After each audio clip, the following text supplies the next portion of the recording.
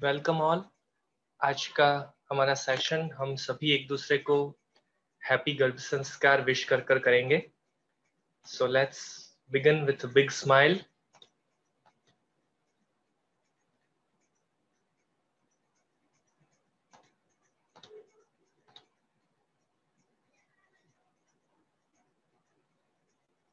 Yes, hashtag happy गर्भ संस्कार।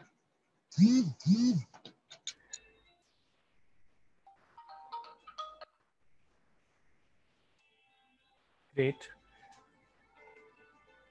Next 1 और 2 मिनट्स में हम हमारा रूटीन सेशन शुरू करेंगे। तब तक एक छोटा सा क्रॉस चेक कर लेते हैं।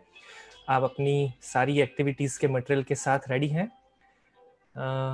ग्रेन्स के अलग अलग 5-6 प्रकार के कुछ दाने, साथ ही साथ हमें लेकर बैठना था आज कुछ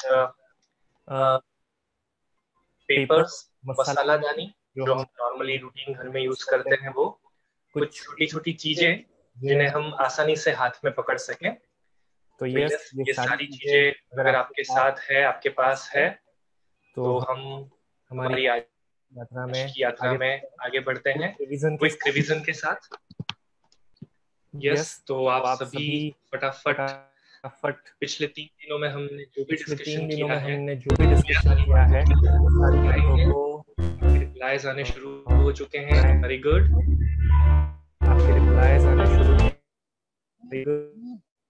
पिछले 3 दिनों से हम यहाँ पर ये डिस्कशन कर रहे हैं पूरी बात बहुत अच्छी तरीके से।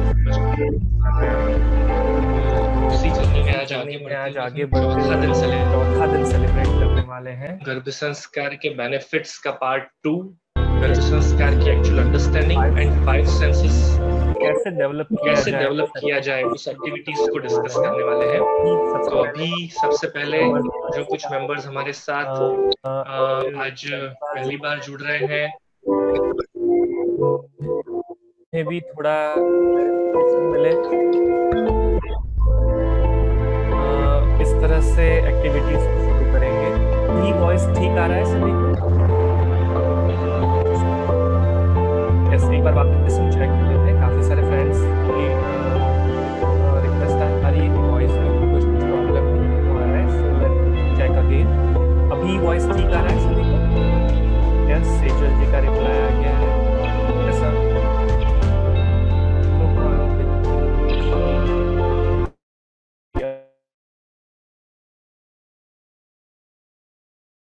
चेक करिएगा। अब वॉइस मेन टॉपिक्स हैं, उसे आप याद करेंगे।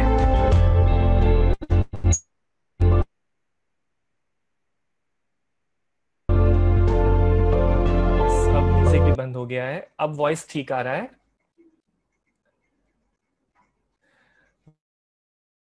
ग्रेट, या ओके। तो चलिए रिवीजन शुरू करते हैं। Now everything is okay, everything is fine. सबसे पहले दिन हमने गर्भ संस्कार की बातों को समझना शुरू किया। गर्भ संस्कार कैसे वैदिक साहित्य का हिस्सा है, कौन कौन से ग्रंथों का हिस्सा है, वो सारी बातें हमने डिस्कस की थी। और आज हम आगे के टॉपिक्स में आगे बढ़ने वाले हैं। इसके पहले क्विक रिवीजन आप सभी की तरफ से रिप्लाई आने शुरू हो चुके हैं। Yes, very good. कौन कौन से टॉपिक हमने डिस्कस किए थे, आप सभी ने रिप्लाई देना शुरू किया है अब।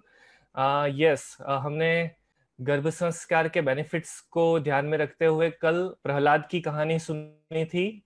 उसके बाद हमने शिवाजी की और जीजाबाई की कहानी सुनी थी। Yes, very good. और कौन कौन सी बातें हमने सुनी थी? राइट एंड लेफ्ट ब्रेन के डेवलपमेंट के डिस्कशन हमने किया था। दोनों दिन अलग अलग प्रकार की एक्टिविटीज कर कर सीखा था इससे। महाभारत की कहानी हमने कल सुनी थी। धृतराष्ट्र, विभीषण, धृतराष्ट्र, विदुर जी, इन सब का किस तरह से पूरा कार्य है, कैसे उनके जन्म में गर्भ संस्कार का हिस्सा बहुत महत्वपूर्ण था, इससे हमने समझा था। अलर्क और मदालसा की बातें हमने सुनी थी। Very good. मदालसा की बातें सभी को बहुत अच्छी तरीके से याद है। Very good. प्रहलाद, कयाधु की बातें हमने सुनी थी। इन कहानियों के साथ साथ हम ये भी याद करें कि इनसे हमने क्या सीखा था, कौन से फायदे सीखे थे। टाइटल्स तो हमें अच्छी तरीके से याद है, पर कौन कौन से फायदों का डिस्कशन किया था। यस, प्रहलाद की कहानी से हमने कौन सा फायदा याद किया था? Yes, remove negativity from mind. अगर नेगेटिविटी है तो वो भी बच्चे तक न जाए।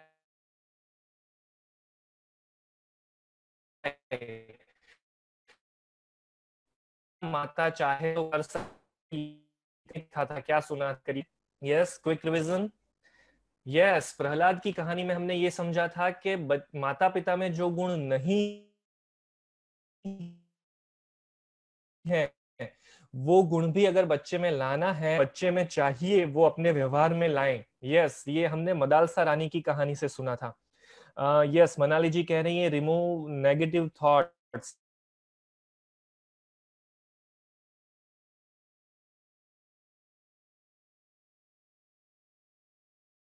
हम रिमूव करेंगे। हम लोग को समझ के लिए हमने सेकेंड डे में कुछ गोल्डन रूल्स सीखे थे। सबसे पहला गोल्डन है वृक्ष, और इसी बात को कंटिन्यू करते हुए हमने गर्भ संस्कार की बात को बहुत सिंपल वे में समझा। जॉयफुल,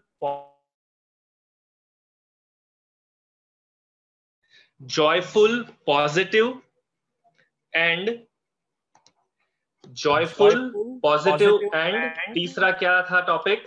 यस, आपको याद करके बताना है तीसरा टॉपिक क्या था जो हमने डिस्कस किया था। जॉयफुल, पॉजिटिव एंड किया था virtuous pregnancy. Yes, joyful, virtuous,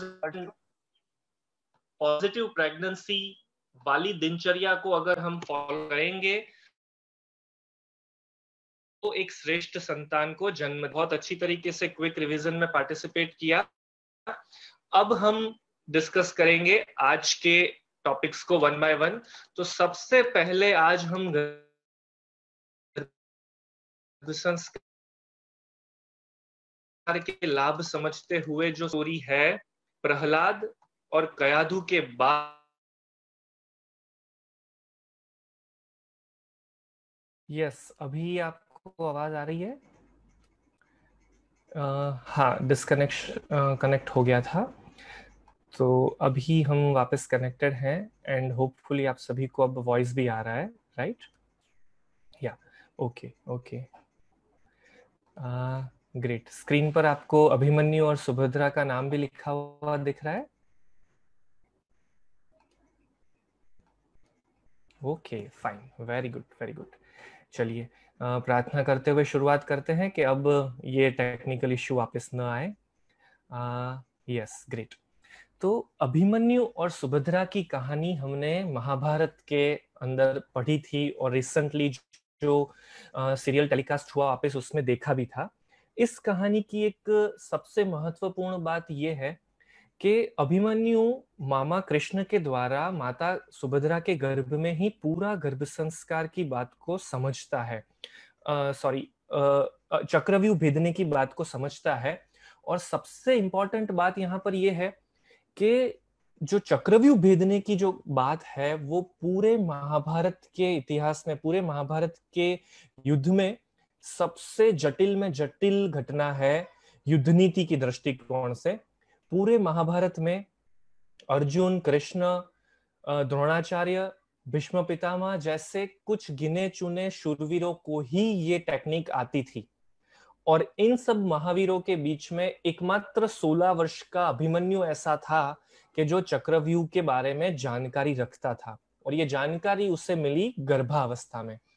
और यहीं पर एक ऐसी घटना ये भी बनती है कि जब कृष्ण भगवान 7वां कोठा कैसे भेदना है ये बात सुभद्रा को समझा रहे होते हैं, सुना रहे होते हैं, अभिमन्यु को सिखा रहे होते हैं, उस समय 7वें कोठे की बात आते समय सुभद्रा की आंखें लग जाती है, वो सो जाती है, और उसके परिणाम स्वरूप अभिमन्यु 7वां कोठा कैसे भेदना है ये बात नहीं जान पाता, और फलस्वरूप युद्ध के समय वो बहुत शूरवीरता से पूरा चक्रव्यूह भेद जाता है, अंदर तक पहुंच जाता है, पर 7वां कोठा कैसे भेदना है ये बात वो नहीं जान पाता, और इसीलिए वो वीरगति को प्राप्त होता है। तो कौरवों की जो दुष्ट रणनीति थी कि सभी ने साथ में मिलकर उस पर अटैक किया, वो अटैक की गलत नीति ही मात्र कारण नहीं थी, कारण ये भी था कि सुभद्रा 7वें कोठे की बात सुनते समय सो गई। तो इसीलिए कहा जाता है कि प्रेगनेंसी के दौरान माता का जागना बेहद जरूरी है। इसका ये मतलब बिल्कुल भी नहीं है कि आपको 24 घंटे जागते रहना है, आपको सोना ही नहीं है। 6 से 7 घंटे या 8 घंटे की जो जेन्युइन नींद हर इंसान के लिए जरूरी है, वो नींद माता को लेनी भी आवश्यक है। तो उसे हम यहाँ पर नहीं काट रहे, पर माता को जागरूक इस बारे में रहना है कि पॉजिटिव बातें जब सुनने में आ रही है तब माता जागरूक रहे, और जब नेगेटिव बातें आ रही हैं तब माता सो जाए। इस थॉट से, इस विचार से हमें इस बात को समझना है। पर यहाँ पर एक और विचार, एक और चीज मनन करने लायक है, गौर करने लायक है, वो ये है कि क्या आपको ये नहीं लगता कि कृष्ण भगवान ने थोड़ी जल्दबाजी कर दी? कृष्ण भगवान को थोड़ी प्रतीक्षा करनी चाहिए थी। हम लोग भी तो ये मानते हैं कि बच्चा 3-4 साल का हो जाए फिर उसे एबीसीडी सिखानी चाहिए, वो 5वीं कक्षा में आ जाए, उस 5 साल का हो जाए, उसके बाद उसे स्कूल में पढ़ाने भेजना चाहिए, तब तक हम उसे पढ़ाई लिखाई के लिए योग्य उम्र नहीं मानते। तो कृष्ण भगवान ने क्या ऐसा, उनको क्या ऐसी जल्दबाजी आ गई थी कि युद्ध की इतनी क्रिटिकल प्लानिंग, इतनी स्ट्रेटेजिकल प्लानिंग, इतनी व्यूहात्मक रचना उन्होंने गर्भ में ही बच्चे को सिखाना शुरू कर दिया? तो ये बात समझाते हुए एक इशारा कर रहे थे कृष्ण भगवान, हमें एक मैसेज देना चाह रहे थे कि बच्चे को गर्भ में युद्ध नीति जैसी डिफिकल्ट कला भी सिखाई जा सकती है।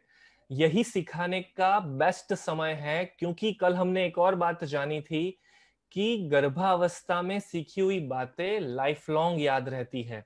मैक्सिमम बातें लॉन्ग टर्म हमें याद रहती है, जबकि अगर वही बातें हम जन्म के बाद सीखते हैं तो वो 3 प्रकार में बट जाती है: short term memory, mid term memory and long term memory. तो उन 3 हिस्सों में उसका बंटवारा हो जाता है, जबकि गर्भ में सीखी हुई बातें, मैक्सिमम बातें लाइफ लॉन्ग याद रहती है। और यही कारण था कि अभिमन्यु ने गर्भ में जो चक्रव्यूह भेदने की रणनीति, ज्ञान सीख लिया था, वो युद्ध के समय उससे काम आया। राइट? तो गर्भ संस्कार का ये 5वां फायदा समझते हुए अभिमन्यु की कहानी हमें ये सीख देती है कि क्रिटिकल में क्रिटिकल एजुकेशन सिस्टम भी, जटिल में जटिल एजुकेशनल ज्ञान भी माता पिता को गर्भ में देने की शुरुआत कर देनी चाहिए। तो चलिए मैं आपसे एक सवाल करता हूं इस जगह पर कि ऐसी कौन कौन सी चीजें हैं, ऐसी कौन कौन सी बातें हैं जो हमें गर्भ में ही बच्चे को सिखाना शुरू कर देना चाहिए? कौन कौन सी टेक्निकल बातें, एजुकेशनल बातें हैं जो हम बच्चे को गर्भ में सिखा सकते हैं? यस, आपके रिप्लाई की मैं प्रतीक्षा कर रहा हूं। आप मुझे बताइए कि ऐसी कौन सी बातें हैं जो आप सोचते हैं कि जो गर्भ में सिखाना शुरू कर देना चाहिए माता पिता को? यस, खुशी जी कह रही हैं बेसिक बेसिक मैथ्स। यस, आरती जी कह रही है मोरल वैल्यूज हमें सिखानी शुरू कर देनी चाहिए। परफेक्ट, बिल्कुल सही चीजें आप देख रही हैं। यस वर्षा जी, लैंग्वेजेस सिखाने का बेस यहाँ पर शुरू कर देना चाहिए।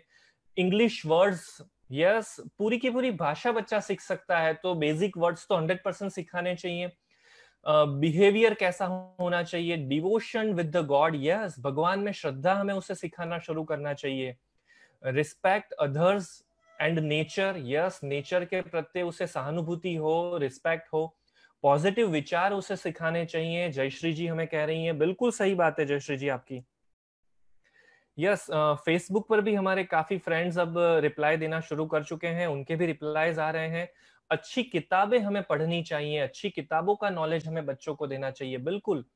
Singing dance can be possible, yes Taran ji, singing and dance everything is possible.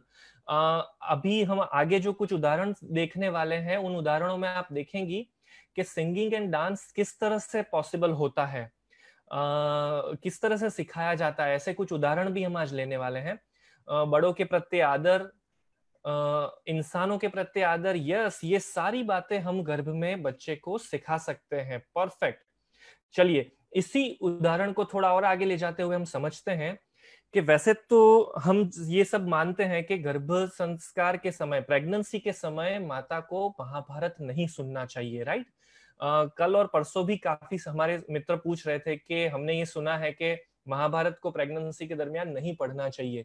तो आप तो सारे महाभारत के किस्सों के डिस्कशन कर रहे हैं वन बाय वन। तो इसी बात को समझते हुए हम एक और उदाहरण लेते हैं। आज से कुछ वर्ष पहले भारत के एक पिता ने अपनी गर्भवती पत्नी को प्रेगनेंसी के दरमियान महाभारत के किस्से सुनाना शुरू किया, और उसका क्या परिणाम आया, वो परिणाम आज पूरा विश्व देख रहा है।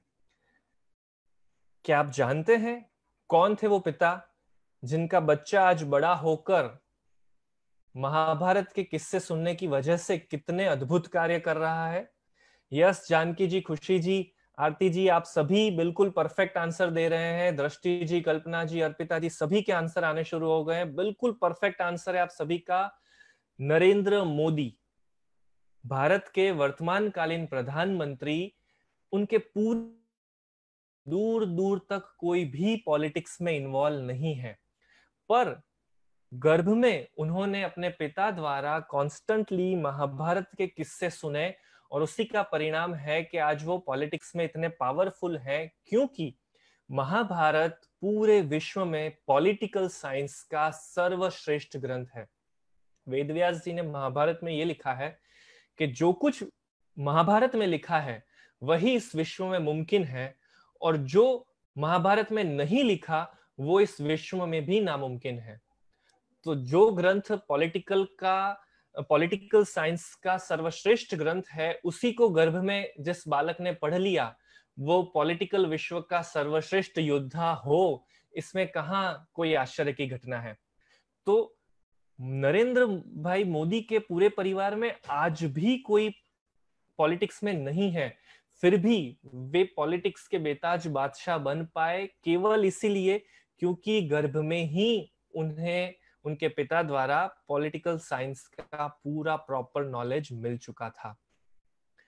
अभी हम आपको स्क्रीन पर एक और फिल्मी हस्ती का फोटोग्राफ दिखा रहे हैं। ये कौन है? आप अपने रिप्लाई दे सकते हैं चैट बॉक्स में। यस, सोनाक्षी सिन्हा। और सोनाक्षी सिन्हा के बिल्कुल बगल में हमने एक और फोटोग्राफ लगाया है। यस, आप उससे भी गैस कर सकते हैं।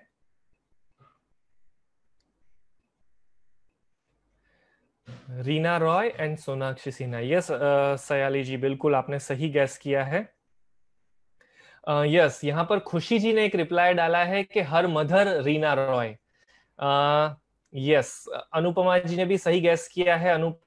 सोनाक्षी सिन्हा कशिश के साथ उन्होंने भी सही गैस किया है, पर यहाँ पर एक कंफ्यूजन आ रहा है। खुशी जी कह रही हैं कि सोनाक्षी सिन्हा की मदर है रीना रॉय। क्या आप सब सहमत हैं इस बात से? दृष्टि जी ने सबसे पहले बिग नो लिखकर भेजा है। जानकी जी, कोल्हे जी, दृष्टि जी, अंकिता जी, सभी ने मना करना शुरू कर दिया। यस, बिल्कुल आप सभी सही हैं। खुशी जी, सोनाक्षी सिन्हा की मदर रीना रॉय बिल्कुल भी नहीं है। शत्रुघ्न सिन्हा और उनकी पत्नी सोनाक्षी सिन्हा की मदर और फादर हैं, और रीना रॉय उनकी मासी भी नहीं है। दूर दूर तक उनके परिवार से रीना रॉय का कोई लेना देना नहीं है। फिर भी आपको ये जो कंफ्यूजन हुआ उसका जेन्युइन रीजन यही है कि दोनों के चेहरे ऑलमोस्ट मिलते आते हैं। रीना रॉय की और सोनाक्षी सिन्हा की शक्लें अगर हम मिलाएं तो आंखें, होठ, smile almost same to same face है। बिल्कुल दोनों का चेहरा बिल्कुल सेम टू सेम है। ऐसा कैसे हुआ? सब कोई ताज्जुब में पड़ गए थे जब दोनों के चेहरे को एक साथ देखा गया, स्क्रीन पर मिलाया गया। तब एक प्रेस इंटरव्यू में शत्रुघ्न सिन्हा और उनकी पत्नी को पूछा गया कि आपकी बेटी का चेहरा रीना रॉय जैसा कैसे है। तब उनकी माता ने ये बताया कि जब सोनाक्षी सिन्हा उनके गर्भ में थी उस समय रीना रॉय और शत्रुघ्न सिन्हा की एक मूवी बन रही थी, और उसके चलते सोनाक्षी सिन्हा की मदर को कॉन्स्टेंटली रीना रॉय के ख्याल मन में चलते रहते। कोई भी कंट्रोवर्सी रही होगी, कोई अफवाह रही होगी, कुछ भी विचार चले उस समय ऐसे मीडिया के द्वारा कि जिसकी वजह से उनके दिमाग में कॉन्स्टेंटली रीना रॉय आती रहती थी।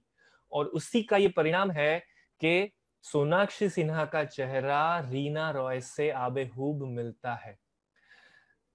अब शायद आपको एक जो रिचुअल हमारे परिवारों में चलता आता है उसका कारण समझ में आया होगा कि जब आप प्रेग्नेंट होते हैं तब आपको एक इंस्ट्रक्शन मिलती है, आपको अपने कमरे में क्यूट से प्यारे दिखने वाले बच्चों के फोटोग्राफ लगाने को कहा जाता है।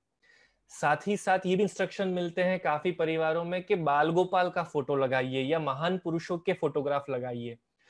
तो विचार करिए कि जो चेहरा माता सिर्फ मन में विचारती है, मन में कल्पना करती है, वो अगर बच्चे में आ सकता है, तो अगर क्या हम कमरे में रियल फोटोग्राफ अगर किसी के लगाएंगे तो उनके गुणों का सिंचन भी क्या बच्चे में नहीं हो सकता?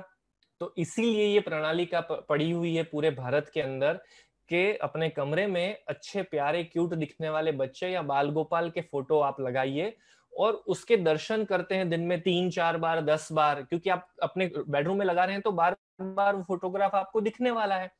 तो उस फोटोग्राफ को देखते हुए आपको ये विचार करने हैं कि ऐसी शक्ल, ऐसे गुण, ऐसे संस्कार मेरे संतान में भी आए। और ये चीज हमने पिछले 12 वर्षों में हजारों कपल्स के साथ शेयर की है और ऐसे सैकड़ों उदाहरण हमें देखने को मिले हैं कि जैसा चेहरा माता पिता ने प्रेगनेंसी के दरमियान देखा, आबेहूब वैसी ही शक्ल, ऑलमोस्ट 90-95% सारे शक्ल के सारे पैरामीटर्स मैच हो रहे हो, ऐसी संतान उन्हें मिली हो, आंखें मैच हो रही हो बच्चे की,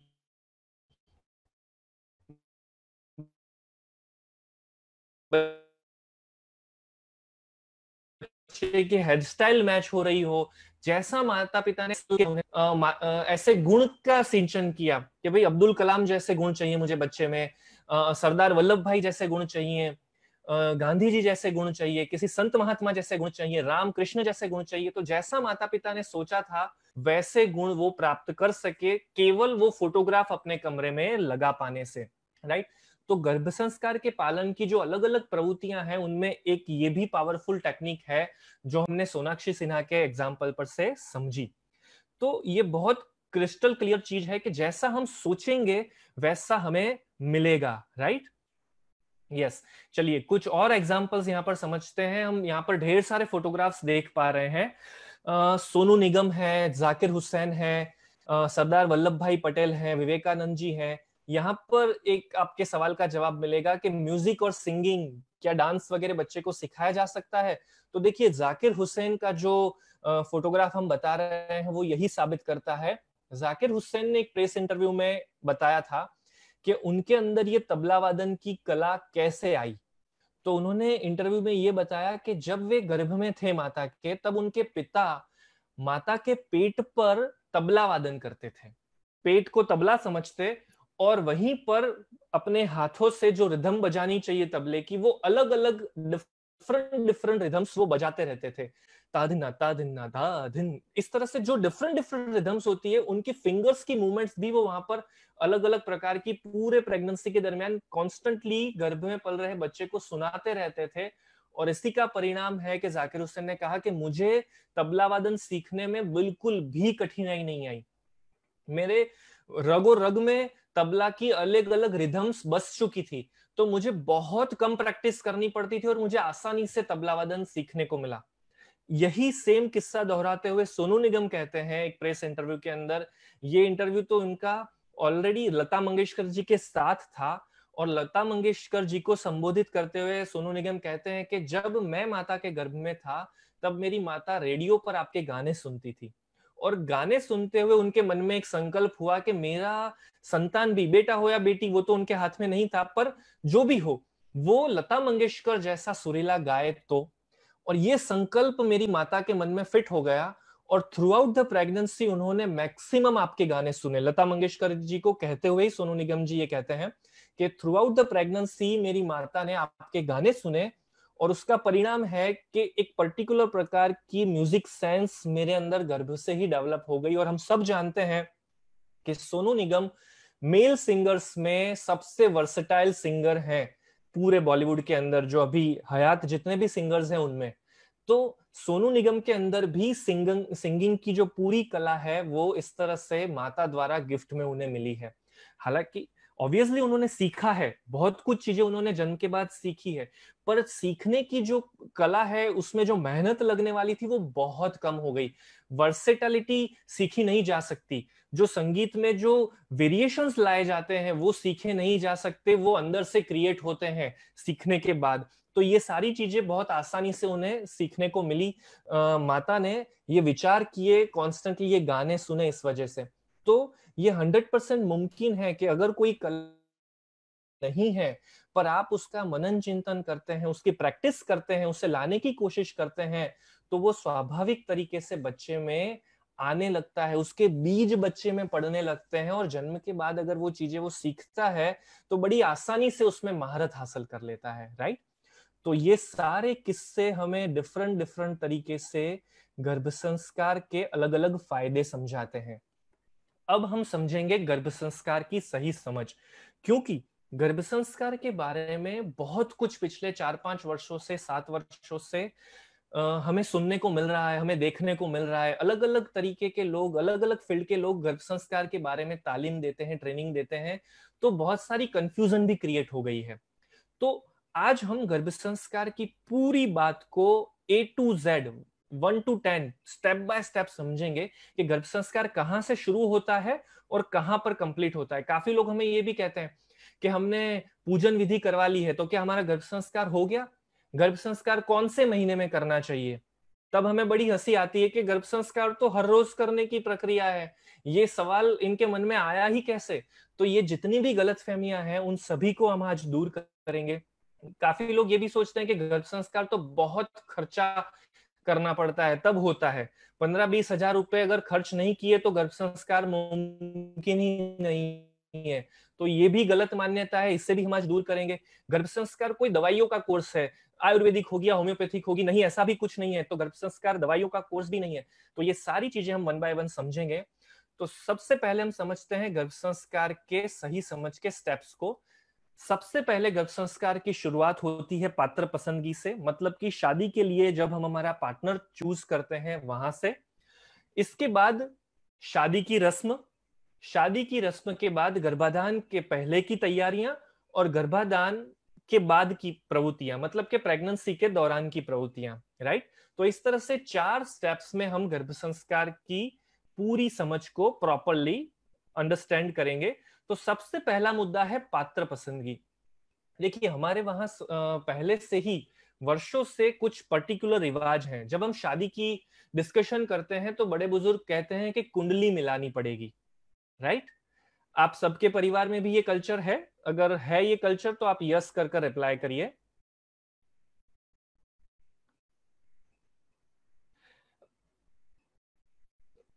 यस, देखिए यहाँ पर कशिश जी भी हमसे एक सवाल कर रही हैं कि गर्भाधान के बाद कौन से मंथ से ये सब शुरू करना चाहिए। तो देखिए आप सभी के सारे सवालों के जवाब ये गर्भ संस्कार की आप सही समझ अभी समझेंगे ना तब क्लियर हो जाएंगे। गर्भाधान, गर्भ संस्कार की शुरुआत तो गर्भाधान के भी 3 महीने पहले से करनी चाहिए। उसी की हम यहाँ पर बात कर रहे हैं। गर्भ संस्कार की शुरुआत आप जब शादी के लिए अपने पात्र को पसंद करते हैं, हस्बैंड वाइफ को और वाइफ हस्बैंड को जब पसंद करते हैं, उसी समय से शुरू हो जाती है। अभी के समय में तो देखिए कल्चर चल गया है कि लव मैरिज का ट्रेंड बन गया है, राइट। हम लोग हमेशा लव, मैक्सिमम कपल्स अब लव मैरिज पर बिलीव करने लग गए हैं। पर यहां पर भी फिर भी हमारे काफी घरों में कुंडली मिलाने का रिवाज है। और देखिए आप सभी के भी यस की रिप्लाई आ रहे हैं कि यस हमारे परिवारों में ये सिस्टम है।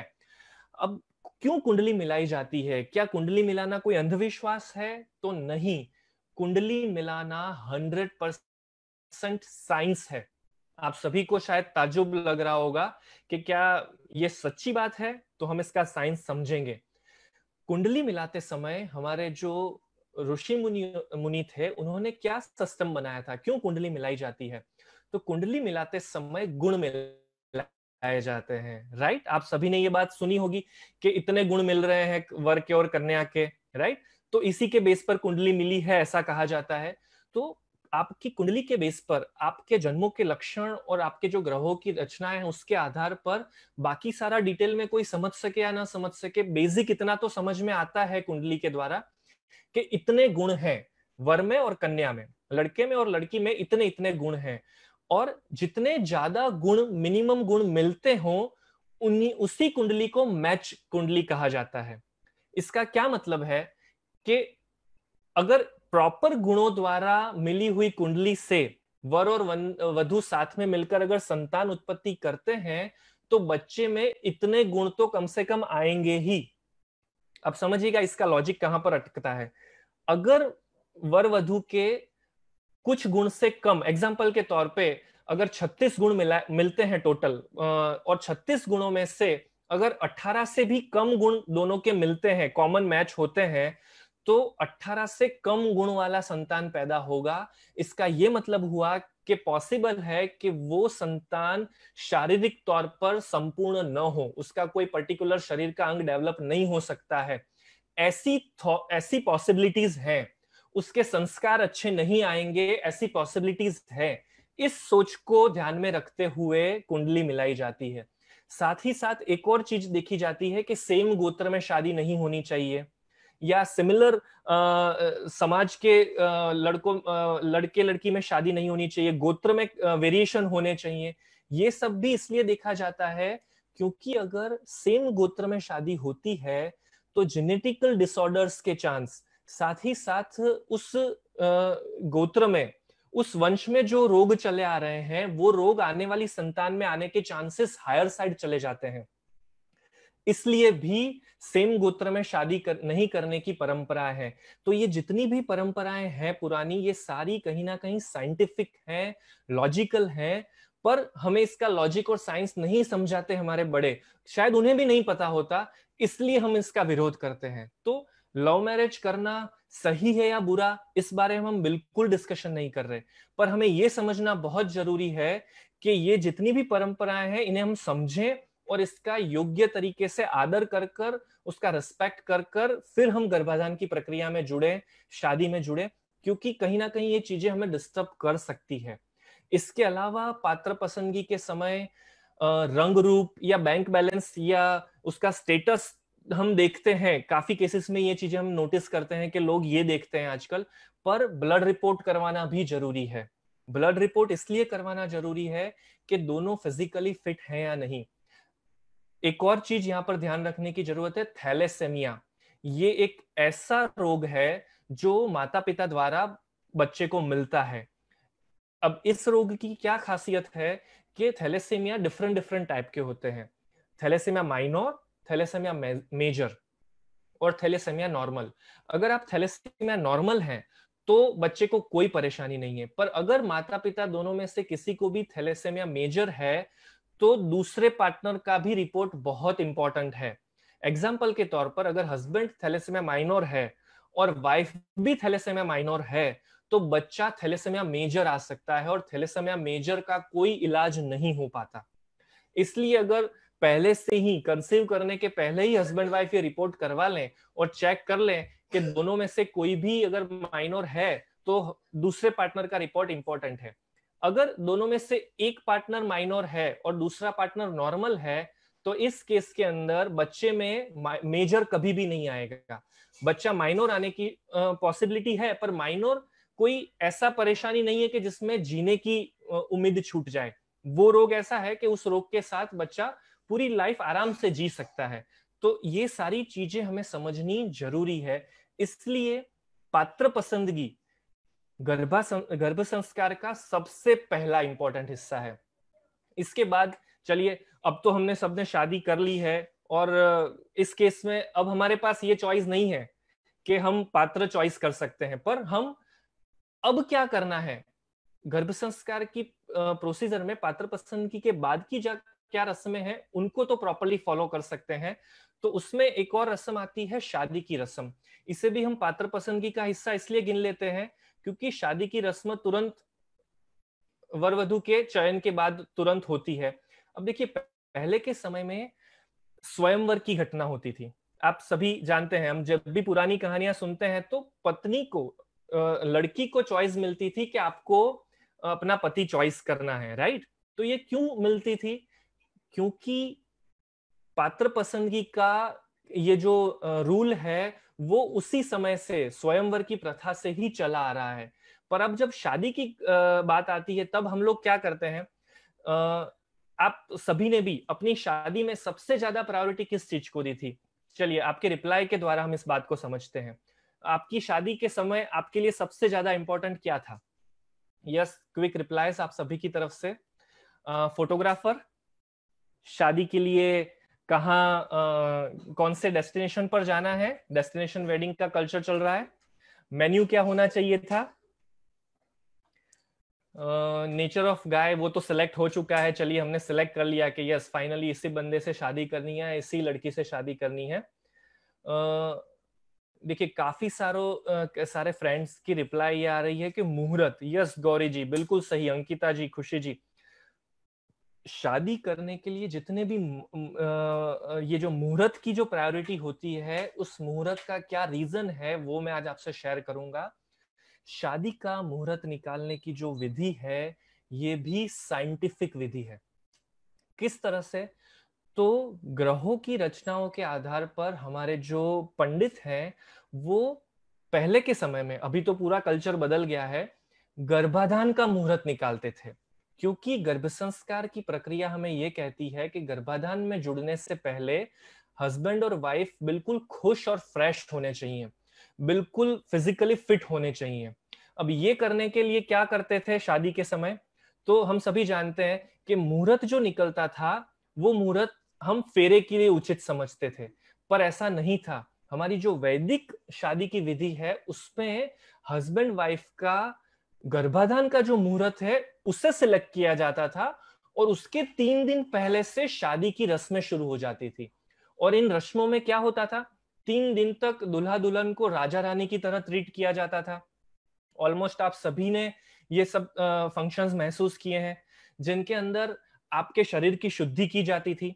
आपके हल्दी चंदन की जो विधि होती है, यज्ञ विधि में आपको जोड़ा जाता था। तो ये सारी चीजें आपके शरीर की शुद्धि करती थी। आपको राजा रानी जैसा बनाकर परिवार के सारे सदस्य आपके इर्द गिर्द घूमते थे, डेकोरेशन होता था, शहनाइयां बजती थी। तो ये सारी चीजें आपको खुश रखने के लिए बेनिफिशियल रहती थी। तीनों दिन इस प्रकार का खाना बनता था जो शुद्ध था, सात्विक था, प्रॉपर तरीके से बनाया जाता था। काफी सारे हमारे परिवारों में, काफी सारे कल्चर्स में ये सिस्टम है कि तीनों दिन पर्टिकुलर फिक्स मेन्यू ही बनता है, खाने में कोई चेंजेस नहीं हो सकते। तो ये सारी चीजें भी जो होती है, ये सभी चीजें इसी चीज को फोकस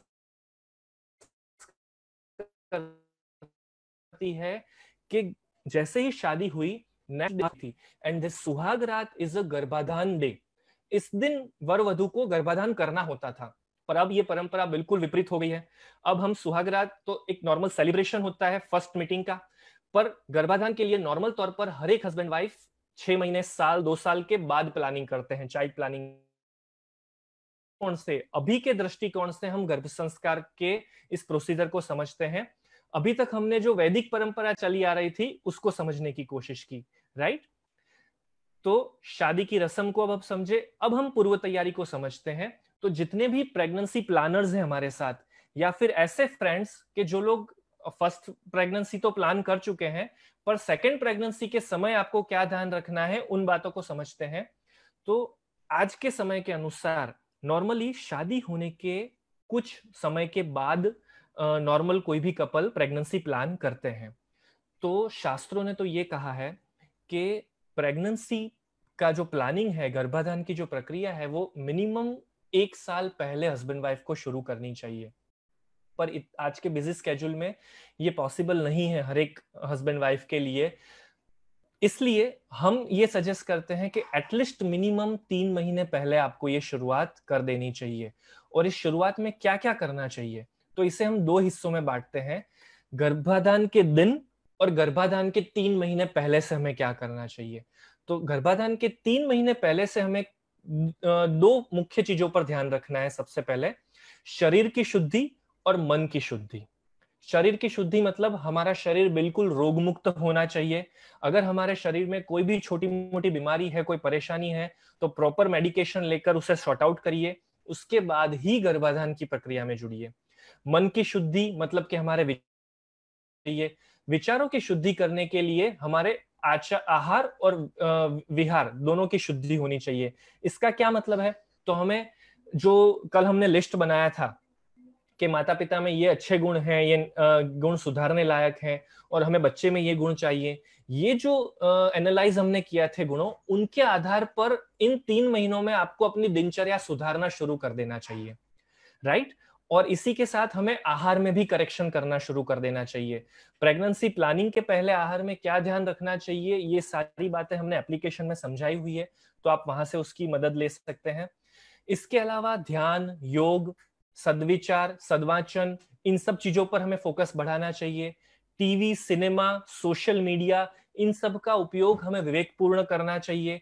इन सारी बातों पर हमें फोकस करना चाहिए गर्भाधान के 3 महीने पहले। अब हम बात करते हैं गर्भाधान के दिन क्या ध्यान रखना चाहिए। काफी सारे फ्रेंड्स के ये क्वेश्चंस होते हैं कि कौन से समय हमें गर्भाधान करना चाहिए, कौन से ऋतु में करना चाहिए, क्या इसका भी उल्लेख शास्त्रों में किया गया है? तो हाँ, इसका भी उल्लेख किया गया है शास्त्रों में। शास्त्रों ने बताया है कि वसंत ऋतु और वर्षा ऋतु गर्भाधान करने के लिए सबसे बेस्ट समय है। और आप इसको देखेंगे तो आपको ध्यान में आएगा कि मैक्सिमम शादी के मुहूर्त भी वर्षा ऋतु और वसंत ऋतु में आते हैं। अब ये कल्चर और शुरू हो गया है कि हम लोग अब किसी भी समय शादियां कर लेते हैं। इवन जब मुहूर्त नहीं होते तब भी शादियां जल्दबाजी में लोग करना शुरू कर चुके हैं। पर फिर भी वसंत ऋतु और वर्षा ऋतु में शादी के मुहूर्त क्यों है? क्योंकि पहले के समय में उसी समय शादी करते ही तुरंत गर्भाधान की प्रक्रिया की जाती थी, इसलिए तभी शादी के मुहूर्त ज्यादा होते हैं। और कंसीव करने के लिए कौन सा बेस्ट समय है? तो रात को 9 से 11 और सुबह 4 से 6 वाला ब्रह्म मुहूर्त, ये दोनों समय कंसीव करने के लिए उचित, श्रेष्ठ माने जाते हैं। और क्या ध्यान रखना चाहिए उस समय? तो शयन कक्ष की सजावट पर ध्यान रखा जाता है, इसीलिए सुहागरात वाले दिन कमरे को सजाया जाता था, राइट? तो अब तो हम सुहागरात पर ये कंसीव की प्रोसीजर नहीं करते। तो अब आप जब प्लान करते हैं तब आपको किस तरह से कमरा सजाना है, क्या करना है, तो उसके लिए कुछ पर्टिकुलर इंस्ट्रक्शंस हैं हमारे ग्रंथों में। वो इंस्ट्रक्शंस ये हैं कि हो सके उतना लाइट डेकोरेशन आप रूम में रखिए। सफेद या आसमानी कलर के कपड़े हस्बैंड वाइफ पहनिए। कमरे में फूल या अलग प्रकार के एसेंस का उपयोग करिए ताकि जो कमरे का वातावरण है वो सुगंधित रहे। वेंटिलेशन कमरे में प्रॉपर होना चाहिए। इसके अलावा हस्बैंड वाइफ दोनों भगवान को प्रार्थना कर कर एक पॉजिटिव विचार के साथ, उत्तेजना वाला विचार नहीं, पर एक पवित्र क्रिया में आप जुड़ रहे हैं, एक पवित्र उद्देश्य के साथ, संतान प्राप्ति की कामना के साथ आप कंसीव करने की प्रक्रिया में, समागम की प्रक्रिया में जुड़ रहे हैं, ऐसी भावना के साथ आपको ये क्रिया में जुड़ना है। साथ ही साथ आपकी मनोदशा बहुत उत्तम होनी चाहिए। आप जब कंसीव करने के लिए बेडरूम में जा रहे हैं, उस समय आपके जितने भी टेंशन्स हैं, जितने भी नेगेटिव विचार हैं, वो बिल्कुल घर के बाहर होने चाहिए। सैलरी नहीं बढ़ रही है, इंक्रीमेंट नहीं आ रहा है, इससे प्रश्न हो गया, इससे झगड़ा हो गया, ये कोई भी विचार उस समय मन में न हो। दोनों बिल्कुल प्रफुल्लित वातावरण में हो, फ्रेश हो, एनर्जेटिक हो, हर तरह से एक दूसरे के प्रति प्रेम भावना हो। ऐसी इमोशनल अवस्था में आकर बच्चे के अंदर कौन से गुण लाने हैं, उन गुणों के विचार के साथ इस प्रक्रिया में जुड़ना चाहिए। तो इस तरह से गर्भाधान के समय हमें ये सारी बातों का ध्यान रखना चाहिए। हमने एप्लीकेशन में ये सारी बातें बहुत विस्तार में अच्छी तरीके से समझाई हैं। तो इस तरह से गर्भाधान की प्रक्रिया तक पूरी गर्भ संस्कार की प्रक्रिया आती है। अब आप सबको समझ में आ रहा होगा कि जो प्रश्न था आपके मन में कि गर्भ संस्कार की शुरुआत कब होनी चाहिए, तो गर्भ संस्कार की शुरुआत तो आपने शादी की शुरुआत की, मतलब कि अपना पात्र पसंद किया तब से शुरू हो चुकी है, राइट? अब जब गर्भाधान हो गया तब हमें ऑलमोस्ट 1 महीने के बाद पता चलता है कि प्रेगनेंसी रही है या नहीं रही। तो गर्भाधान किया तब से लेकर डिलीवरी का दिन तब तक कॉन्स्टेंटली पूरी जो प्रोसीजर होती है, ये गर्भ संस्कार की प्रक्रिया, गर्भाधान के बाद की प्रेगनेंसी के दिनों की प्रक्रिया कही जाती है। इसे चलिए हम थोड़ा 16 संस्कारों के साथ भी कनेक्ट कर लेते हैं। तो 16 संस्कारों का जो सबसे पहला संस्कार था गर्भाधान संस्कार, से लेकर आपने कंसीव किया उस दिन तक की पूरी प्रक्रिया हो गई गर्भाधान संस्कार के फॉर्म में। अब बारी आती है पुंसवन संस्कार की। पुंसवन संस्कार मतलब कि प्रेगनेंसी के 9 महीनों के दरमियान माता को खुश रहना है, पॉजिटिव रहना है और वर्चुअस एनवायरनमेंट में रहना है। ये पूरा सेगमेंट हम कल के सेशन में लेने वाले हैं। कल के सेशन में पुंसवन संस्कार और साथ ही साथ सीमंतोनयन संस्कार, मतलब कि इन पूरे 9 महीनों के दरमियान क्या क्या एक्टिविटीज करनी चाहिए, क्या क्या फॉलो करना चाहिए, गर्भ संस्कार की सारी प्रक्रिया को हम कल समझेंगे। अब डिलीवरी के बाद क्या होता है उस बात पर हम आते हैं। तो डिलीवरी के बाद सबसे इंपॉर्टेंट रोल आता है पिता का। ये एक अलग ही नया प्रयास है जो मैजेस्टिक गर्भ संस्कार की टीम ने प्रमोट किया है, लॉन्च किया है। शास्त्रों में इसका जिक्र कुछ अलग तरीके से किया था, पर इस कंसेप्ट को आज के मॉडर्न युग के समय से हमने बहुत सिंपल वे में और इफेक्टिव वे में डिजाइन किया है, जिसका नाम हमने रखा है स्वागत संस्कार। ये प्रोसीजर हम क्या किस तरह से सोचते हैं कि डिलीवरी का जो टाइम है वो माता और होने वाली संतान दोनों के लिए बहुत क्रिटिकल टाइम होता है। शस्त्र क्रिया से पसार होना पड़ता है, बहुत पेन वाली प्रोसीजर होती है, ब्लड का सर्कुलेशन होता है, बच्चा भी पूरा गर्भ में से जब बाहर निकलता है दुनिया में आता है तो अंधेरे में से अचानक से लाइट में आता है। तो ऑलमोस्ट ये बच्चे के लिए एक शॉकिंग वाली घटना होती है। माता भी दर्द में से बाहर आई होती है, माता का भी एक नया जन्म होता है। तो यहाँ पर हम क्या सजेस्ट करते हैं हर एक पति को कि जब आप अपनी नई नवेली दुल्हन को घर पर लेकर आए थे, तब आपने अपनी गाड़ी को डेकोरेट किया था, बैंड बाजा बजाया था, लोगों को इकट्ठा कर कर खाना खिलाया था, बहुत बड़ी पार्टी दी थी। तो आज आपके घर में 2 नए मेहमान आ रहे हैं। आपकी पत्नी अब पत्नी न रहते हुए माता बन चुकी है और आपकी संतान, एक नया मेहमान आपके घर में आ रहा है। तो इस समय को भी सेलिब्रेट करना चाहिए, ताकि इस सेलिब्रेशन के 2 बेनिफिट हैं। एक तो आने वाले दोनों नए मेहमान, माता को और बच्चे को भी एक वेलकम की फीलिंग होगी, और दूसरा वो जो पेन में से, जो परेशानी में से गुजर कर आए हैं, उससे उनको बिल्कुल छुटकारा, रिलैक्सेशन महसूस होगा। राइट? तो हम ये नहीं कहते कि आप बड़ी पार्टी ऑर्गेनाइज करो, 50,000 लाख रुपए का खर्चा कर दो, नहीं, इतना कुछ करने की रिक्वायरमेंट नहीं है। पॉसिबल हो तो जिस कमरे में डिलीवरी हो रही है, जहां हॉस्पिटल का कमरा है, वहां पर आप थोड़ा हल्का फुल्का डेकोरेशन करिए हॉस्पिटल की परमिशन के अकॉर्डिंग।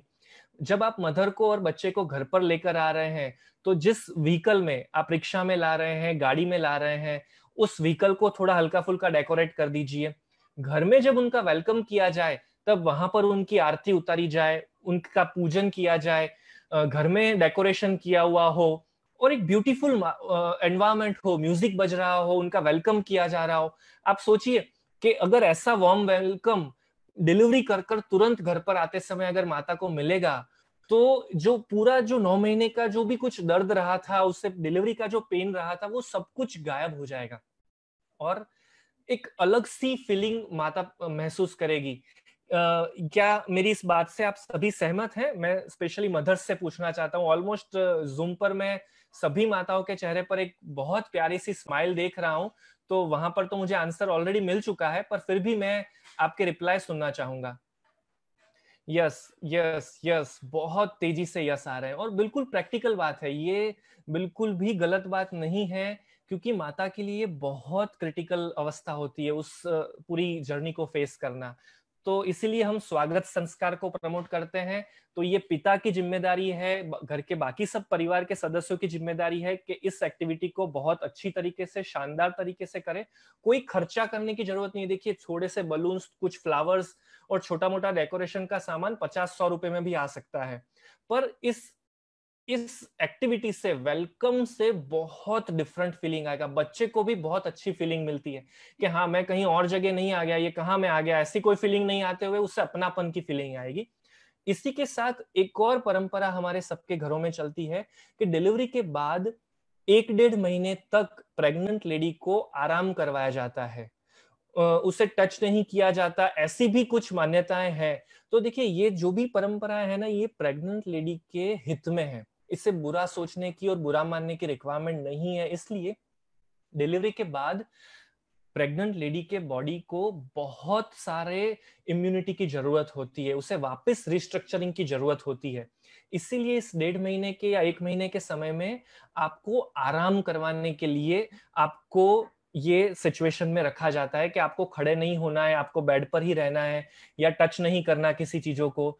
ये सिस्टम इसलिए पहले के समय में बनाई गई थी कि पहले के समय में लेडीज नहीं तो वापस घर के कामों में जुड़ जाती, और जिन लेडीज ने इस 1-1.5 महीने के समय में प्रॉपर ध्यान नहीं रखा होता, उनको आने वाले समय में कमर की परेशानियां आना, गैस्ट्रिक इश्यूज हो जाना, ऐसी छोटी मोटी परेशानियां आने के चांसेस बढ़ जाते हैं।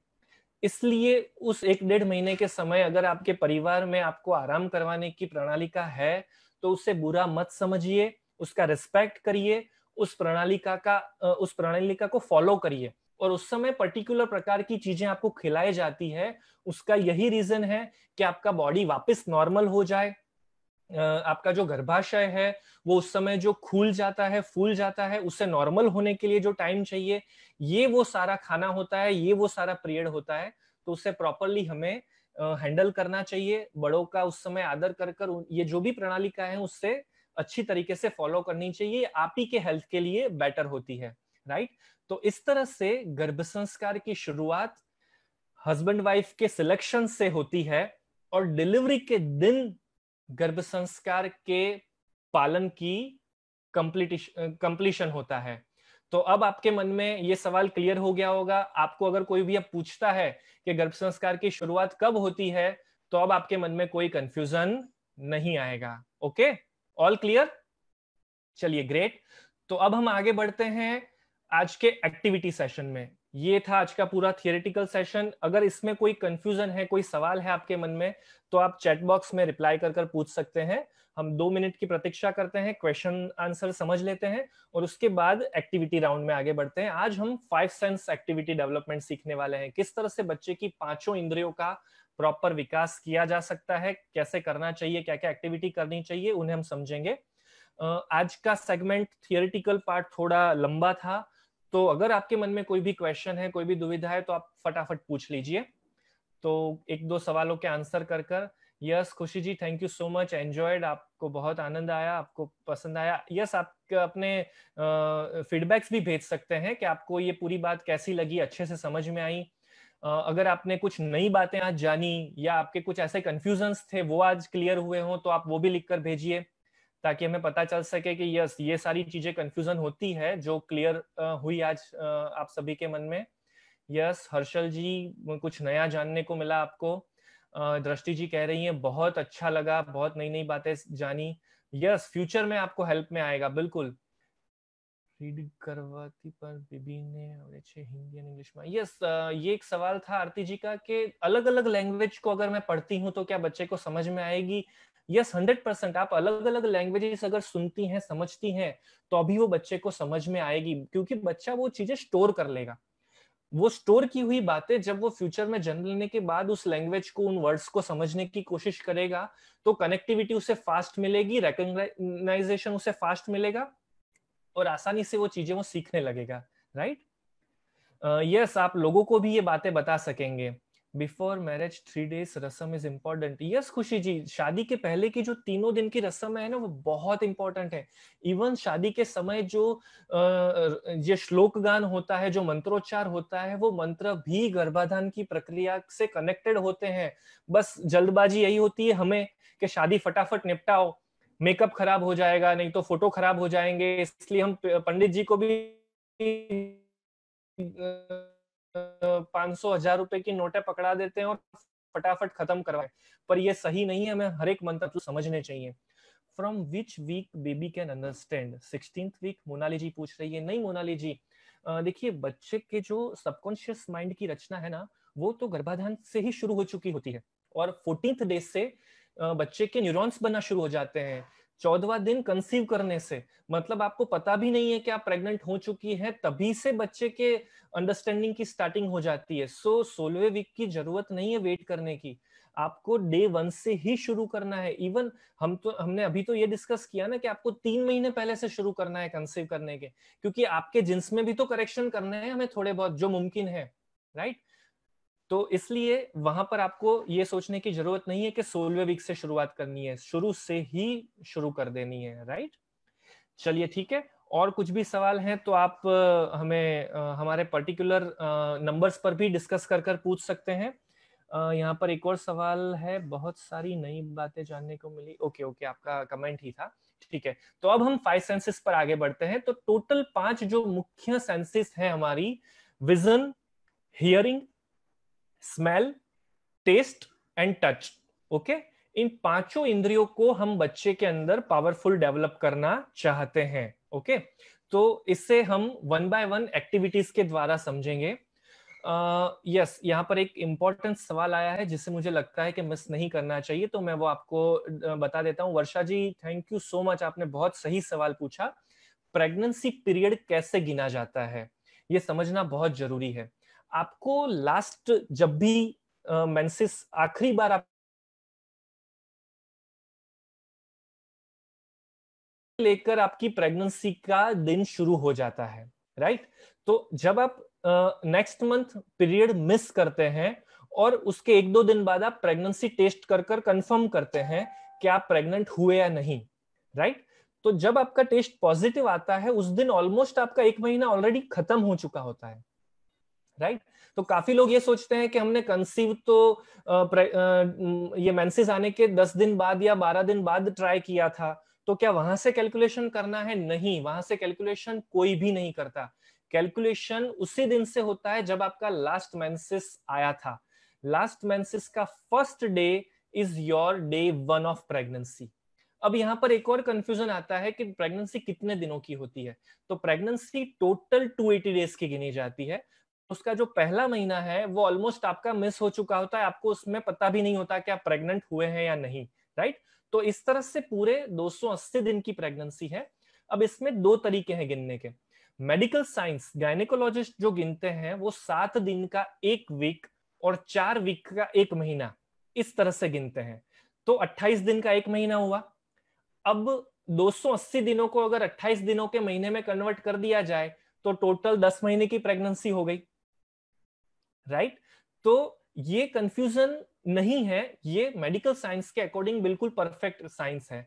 पर जो आयुर्वेदिक गिनती है वो इस तरह से गिनती की जाती है कि 21 दिनों के हम 9 महीने गिनते हैं, 31 दिनों के, 31 डे के। और 31 डे के जब 9 महीने गिनते हैं तो 279 डे कंप्लीट हो जाते हैं, राइट। तो हमारा जो एप्लीकेशन का कोर्स है वो कोर्स भी हमने आयुर्वेद के हिसाब से बनाया है। तो काफी बार ये कंफ्यूजन आता है काफी मदर्स को कि डॉक्टर के हिसाब से आपका तीसरा महीना कंप्लीट हो गया तो 28 डे के साइकिल के हिसाब से हो गया, पर आयुर्वेदा के हिसाब से आपका डे कंप्लीट होगा 93rd डे को, और 94th डे से आपका 4th मंथ स्टार्ट होगा। तो ये कैलकुलेशन का सिस्टम है। एप्लीकेशन के अंदर भी जब आप प्रेगनेंसी डे डालने जाएंगे तो आपको अपना मेंसेस का, लास्ट मेंसेस का, जब आप लास्ट टाइम मेंसेस में आए थे उस दिन का डे 1 डालना है। तो एप्लीकेशन अपने हिसाब से ही पूरी साइकिल आपकी गिनकर प्रेगनेंसी डे कैलकुलेट कर लेगा। चलिए, क्लियर। वर्षा जी, खूब खूब धन्यवाद, आपने बहुत सही सवाल किया। ये कंफ्यूजन मैक्सिमम मदर्स को होता है कि प्रेगनेंसी डे कैसे कैलकुलेट करें, ये साइकिल 9 महीने का कैसे है, कितने दिनों में गिनती करनी है। तो ये बात हमने यहाँ पर आज स्पष्ट कर ली। चलिए, हम सबसे पहली एक्टिविटी करते हैं विजन एक्टिविटी। आंखों को कैसे इस्तेमाल करना है, कैसे अच्छी शार्प बनाना है। तो इसके लिए हमें सबसे पहली बात बच्चे को ये सिखानी है कि 2 टाइप की दृष्टि है, 2 टाइप की चीजें उसे देखने को मिलेगी, अच्छी और बुरी। तो हमें उससे ये विवेक सिखाना है गर्भ में ही कि अच्छी चीजें तुझे देखनी है और बुरी चीजें जब हो रही है तो तुझे आंखें बंद करनी है, तुझे वो नहीं देखना है, उस चीज को अपने अंदर नहीं जाने देना है। क्योंकि आंखें भी सीखने का, कुछ नई बातें जानने का एक जरिया है। तो चलिए, आंखों को शार्प करने के लिए हम एक एक्टिविटी में आज जुड़ेंगे। मैं यहां से आपको कुछ चित्र दिखाऊंगा, आपको उनमें डिफरेंसेस आइडेंटिफाई करने हैं, ठीक है। एक गेम है जो हम बचपन में खेला करते थे, यस, तो ये गेम अब हमारे सामने है। यहाँ पर 2 चेहरे हैं आपके सामने और आपको इसमें से डिफरेंस आइडेंटिफाई कर कर मुझे फटाफट बताना है कि दोनों में क्या डिफरेंस है। वेरी गुड, बहुत फटाफट जवाब आने शुरू हो गए हैं। चिंता मत करिए, पहला मैंने आसान पूछा है, अब थोड़ा डिफिकल्ट आना शुरू होगा। यस, उसकी स्माइल अलग है। Yes, very good very good, फटाफट सभी के आंसर आ रहे हैं, उसकी स्माइल अलग है।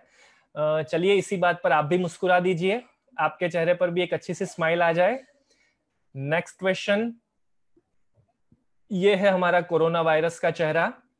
कोरोना वायरस के चेहरे में क्या डिफरेंस है? चलिए फटाफट नोट करके बताइए। यस, उसका टिथ, एक इमेज में 2 टिथ हैं, दूसरी में 1 टिथ है। इसके अलावा और कोई डिफरेंस नोटिस हो रहा है किसी को? ध्यान से देखिए इस चेहरे को।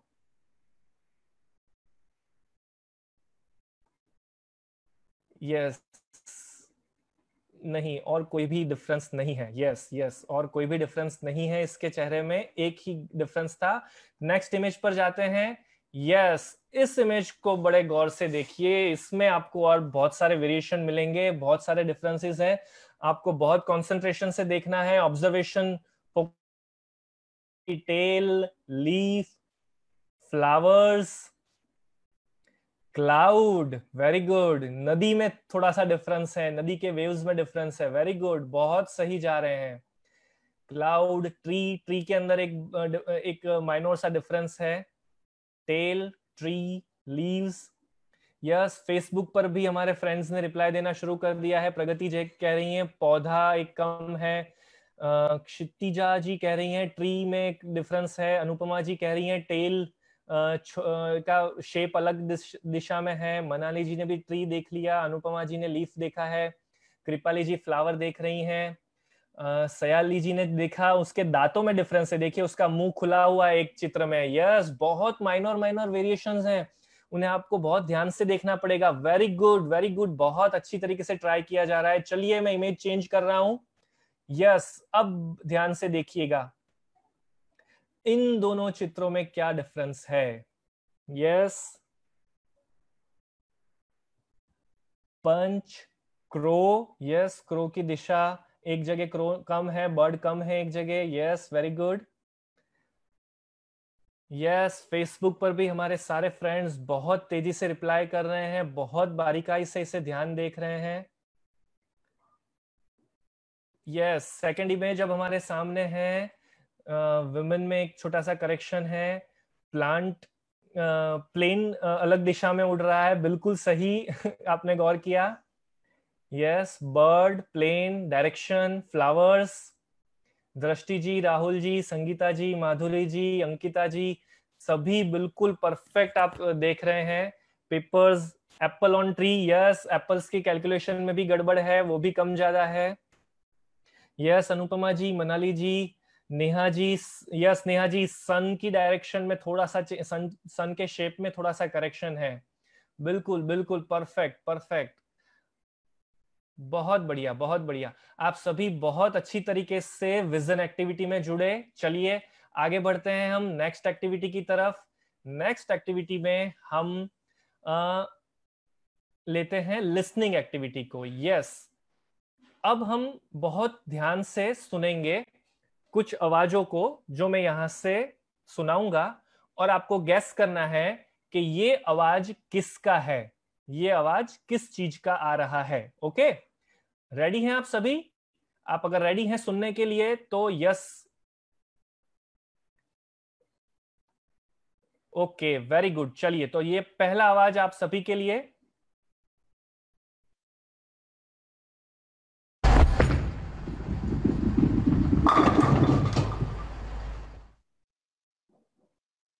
यस, वन बाय वन अलग अलग चीजों के आवाज आपके सामने आते रहेंगे और आपको गैस करके बताना है कि कौन सा आवाज है।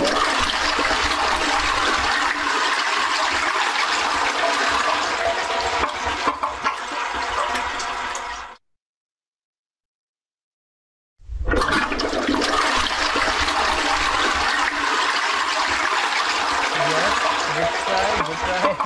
Yes, that was flush. एक साउंड आ रहा है आप सभी के सामने? यस, ये थोड़ा सा डिफिकल्ट था। काफी लोग कोयल गैस कर रहे हैं, पर नहीं, कोयल नहीं था, वो ओल था। यस, चलिए फोर्थ वॉइस के लिए रेडी हो जाइए फटाफट। टाइपिंग लगा आपको तरन जी, पर ये टाइपिंग नहीं था, ये पेन का क्लिक था। Yes, very good. चलिए पांचवा आवाज आप सभी के लिए, फिफ्थ वॉइस। क्या सुनाई दे रहा है आपको? यस, ग्लास ब्रेक आपको लगा, पर वो प्लेट थी, तो सिमिलर वॉइस था, तो वी कैन हम इसे सही मानेंगे। चलो सिक्स्थ वॉइस आप सभी के सामने, मिक्सर और वैक्यूम क्लीनर का। यस, तो दोनों का आवाज ऑलमोस्ट सिमिलर होता है, तो अगर आपने मिक्सर भी गैस किया है तो इसे हम सही गिनेंगे, नो प्रॉब्लम। मनाली जी, स्नेहल जी सभी फटाफट आंसर करे जा रहे हैं। इधर संगीता जी का या आपने अलार्म गैस किया, पर ठीक है, मुर्गी का आवाज था वो। काफी सारे बेल इसी तरह से होते हैं, बिल्कुल सही है। चलिए आगे बढ़ते हैं, एक और आवाज। यस, अ टैप रनिंग, बहते हुए पानी का वॉइस था। जैसे जी को लगा कि कुकर की विसल थी, पर नहीं, ये विसल नहीं थी, बहते पानी का आवाज था। यस, चलिए ninth voice. Yes, it was a watch, tick tick tick tick, घड़ी का आवाज था। बहुत सही, बहुत सही। चलिए 10th, this is the last one. 10वां वॉइस कौन रिकॉग्नाइज करता है सबसे पहले, हम देखते हैं। Yes, this is a duck voice. Great, बहुत बढ़िया, बहुत बढ़िया। आप सभी ने बहुत अच्छा प्रयत्न किया, और हमने हमारी हियरिंग कैपेबिलिटी को चेक करने की कोशिश की। इसी तरह इस एक्टिविटी को हम घर में अलग अलग तरीके से ट्राई कर सकते हैं। अलग अलग प्रकार के बर्तनों को गिराकर उसका आवाज कैसा है, अलग अलग प्रकार के डिफरेंट टाइप ऑफ वॉइस, खिड़की में से खड़े होकर बाहर से क्या क्या वॉइस आ रहे हैं, उन्हें रिकॉग्नाइज करने की कोशिश करें। तो इस तरह से इस एक्टिविटी द्वारा हम बच्चे की हियरिंग कैपेसिटी पर पावरफुल वर्क कर सकते हैं। चलिए आगे बढ़ते हैं स्मेल एक्टिविटी के लिए। हमने आप सभी को कुछ चीजें आज साथ में रखने के लिए कहा था, राइट? तो अब मसाला दाने की बारी है। ये एक्टिविटी करते समय आपको अपनी आंख बंद करनी है, और आंख बंद कर कर मिर्च, अगर आपके पास मिर्च पाउडर है तो उससे कृपया कर साइड में रख दीजिए, क्योंकि स्मेल एक्टिविटी में मिर्च का इस्तेमाल नहीं करेंगे। अगर मिर्च सूंघ ली ना, तो फिर आधे घंटे तक अभी खांसी आना शुरू हो जाएगी। सो मिर्च के अलावा आपकी मसालादानी में जितने भी साधन हैं, उनमें से आपको बारी बारी आंखें बंद कर कर कोई भी एक मसाले को हाथ में लेना है, और उससे नाक के पास लाकर स्मेल कर कर आइडेंटिफाई करना है कि ये कौन सा मसाला है। ठीक है, चलिए शुरू करते हैं इस एक्टिविटी को। सबसे पहला मसाला आप अपने हाथ में लीजिए। जो फ्रेंड्स अगर किसी वजह से मसालेदानी को लेकर नहीं बैठे हैं, तो वो क्विकली जाकर मसालादानी ले आइएगा। मैं जूम पर हमारे साथ जुड़े हुए सभी फ्रेंड्स को रिक्वेस्ट करूंगा कि आप अपनी वीडियो को ऑन कर दीजिए, ताकि आप जब ये एक्टिविटी कर रहे हैं तब हम एक दूसरे को देख पाए। ये बहुत इंटरेस्टिंग एक्टिविटी है। आपको आंखें बंद कर कर गैस करना है कि आपको स्मेल से पहचानना है कि आपने कौन सी चीज अभी हाथ में ली है, राइट? चलिए स्टार्ट। और आपके जो जवाब आते जाएं, ईमानदारी से आपको ट्राई करना है। तो आपके जवाब जब आते जाएं तो आप फटाफट उसे चैट बॉक्स में लिखते जाइएगा। आपको 3 बार ये ट्राई करना है, 3 अलग अलग चीजों को उठाना है मसालादानी से, और तीनों चीजों को आपको गैस करके हमें बताना है कि ये क्या चीजें थी, राइट?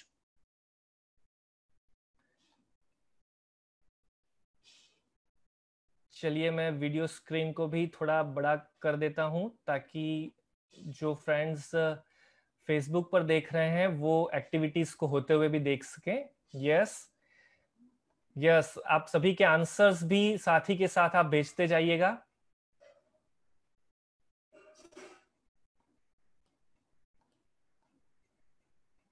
Very good. आप सभी को हम स्क्रीन पर देख पा रहे हैं, फेसबुक पर भी हमारे फ्रेंड्स देख पा रहे हैं। मैक्सिमम हल्दी का जवाब आ रहा है, जीरा, धनिया। यस, मसालादानी में तो और क्या मिलेगा, नॉर्मली यही चीजें हम रखते हैं मसालादानी में। सो कैसा एक्सपीरियंस रहा आपका? आंखें बंद कर कर स्मेल से हमने चीजों को पहचाना। Yes, very good. आप अपने रिप्लाई पर लिखकर भेजिए। यस, अक्षिता जी अजवाइन लेकर बैठी थी, अच्छा है नाक के लिए भी, अभी तो बहुत अच्छा लगेगा ये स्मेल लेना। अजवाइन, टर्मरिक, हल्दी, ऑब्वियस है ये सारी चीजें आपके स्टॉक में होने वाली है मसालादानी में। मेहरबानी कर गलती से भी कोई मिर्ची मत ले लीजिएगा प्लीज, नहीं तो आप अभी खांसी खाते रहेंगे बहुत देर तक। यस, हींग, यहाँ पर हींग भी आई है। ग्रेट, कैसा रहा आपका एक्सपीरियंस? स्नेहल जी कह रही हैं कि मुझे हल्दी की स्मेल बहुत पसंद है, वेरी गुड। चलिए ग्रेट, इस एक्टिविटी को हम यहीं पर कंप्लीट करते हैं, आगे की एक्टिविटी में बढ़ते हैं। चलिए एक और सवाल पूछकर फिर मैं आगे की एक्टिविटी में जाता हूं। हम किस प्राणी को जानते हैं कि जो स्मेल के बारे में बहुत तेज होता है, जिसकी नाक बहुत तेज होती है? Yes, dog. यस, हम सभी जानते हैं कि कुत्ते की नाक बहुत तेज होती है, वो बहुत दूर से भी स्मेल को पहचान लेता है और रिकग्नाइज करता है। इवन मिलिट्रीज एंड पुलिस भी डॉग्स को इस चीज के लिए रखते हैं अपने साथ, ताकि वो किसी मुजरिम को पकड़ना हो, किसी व्यक्ति को आइडेंटिफाई करना हो तो इसके द्वारा कर सके। यस, चलिए, यस, एंड बिल्कुल शीतल जी आपकी बात भी सही है कि कीड़ी, उसकी भी नाक बहुत तेज होती है, वो दूर से पहचान लेती है। चलिए नेक्स्ट एक्टिविटी में आगे बढ़ते हैं। टेस्ट, यस, अब हमें आंखें बंद कर कर वर्षा जी कह रही है लेडीज की नाक भी बहुत तेज होती है, बिल्कुल सही बात है। वर्षा जी, आप लोगों की भी ये एक्सपर्टीज होती है। ग्रेट, चलिए अब हम टेस्ट की बारी करते हैं, चेकिंग करते हैं। ये तो वैसे भी आप सभी के अंदर बहुत तेज होता ही है, पर हम टेस्ट को इस तरह से रिकॉग्नाइज करेंगे कि आपको आंखें बंद रखकर जो दाने हमने आपको लेकर बैठने के लिए कहा था, ग्रेन्स के अलग अलग दाने, तो उन दानों में से किसी भी दाने को उठाना है और उसे मुंह में रखकर उसे आप चबा चबा भी सकते हैं, और आपको रिकॉग्नाइज करना है कि ये कौन सा धान था, कौन सा अनाज था। ये गेहूं था, चावल था, जौ था, बाजरा था, जो भी आप दाने लेकर बैठे हैं, ये मूंग थे, क्या था, वो आपको आइडेंटिफाई करना है। ठीक है, चलिए आपका समय शुरू होता है अब। एक एक दाना आप उठाइए और उठाकर आप टेस्ट कर कर हमें बताइए।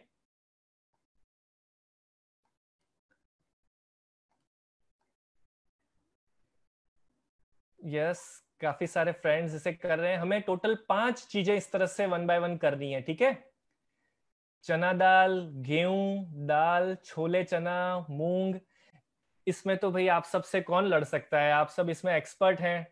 आप तुरंत टेस्ट कर कर बता सकते हैं कि इसमें नमक कम रह गया है, इस चीज में ये चीज है। और इस चीज को आप वैसे खाने में एक और जगह प्रैक्टिस करते हैं, जिसे मैं याद करवाऊं कि नॉर्मली काफी लेडीज की एक कैपेसिटी होती है कि कोई भी खाने की चीज वो खाकर उसमें क्या क्या लगा हुआ, क्या क्या उसमें डला हुआ है, वो रिकग्नाइज कर लेती है।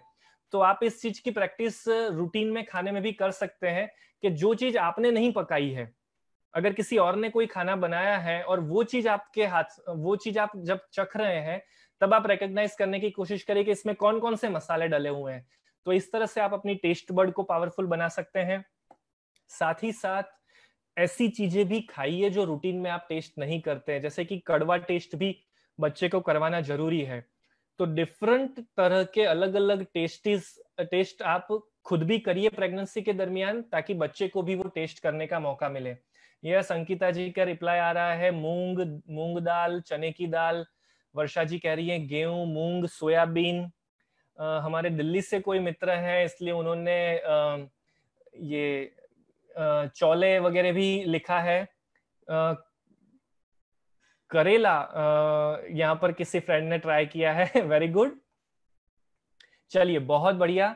टेस्ट की एक्टिविटी भी हमने बहुत अच्छी तरीके से की। ये सारी चीजें आप रूटीन में अपने रूटीन काम में कर सकती है। देखिए, ये कोई भी एक्टिविटी ऐसी नहीं है कि जिसके लिए आपको मुहूर्त निकालना पड़ेगा, बहुत सारी चीजें इकट्ठी करनी पड़ेगी। ये सारी एक्टिविटीज हम आज ऐसी करवा रहे हैं जो आप आराम से घर में हंसते खेलते, रसोई बनाते किसी भी समय कर सकते हैं, राइट? चलिए आगे बढ़ते हैं 5वीं एक्टिविटी की तरफ, टच एक्टिविटी। चलिए ग्रेट, आज हमने आपको जो कहा था 5-10 अलग अलग चीजें, छोटी छोटी चीजें आपको साथ में लेकर बैठना है।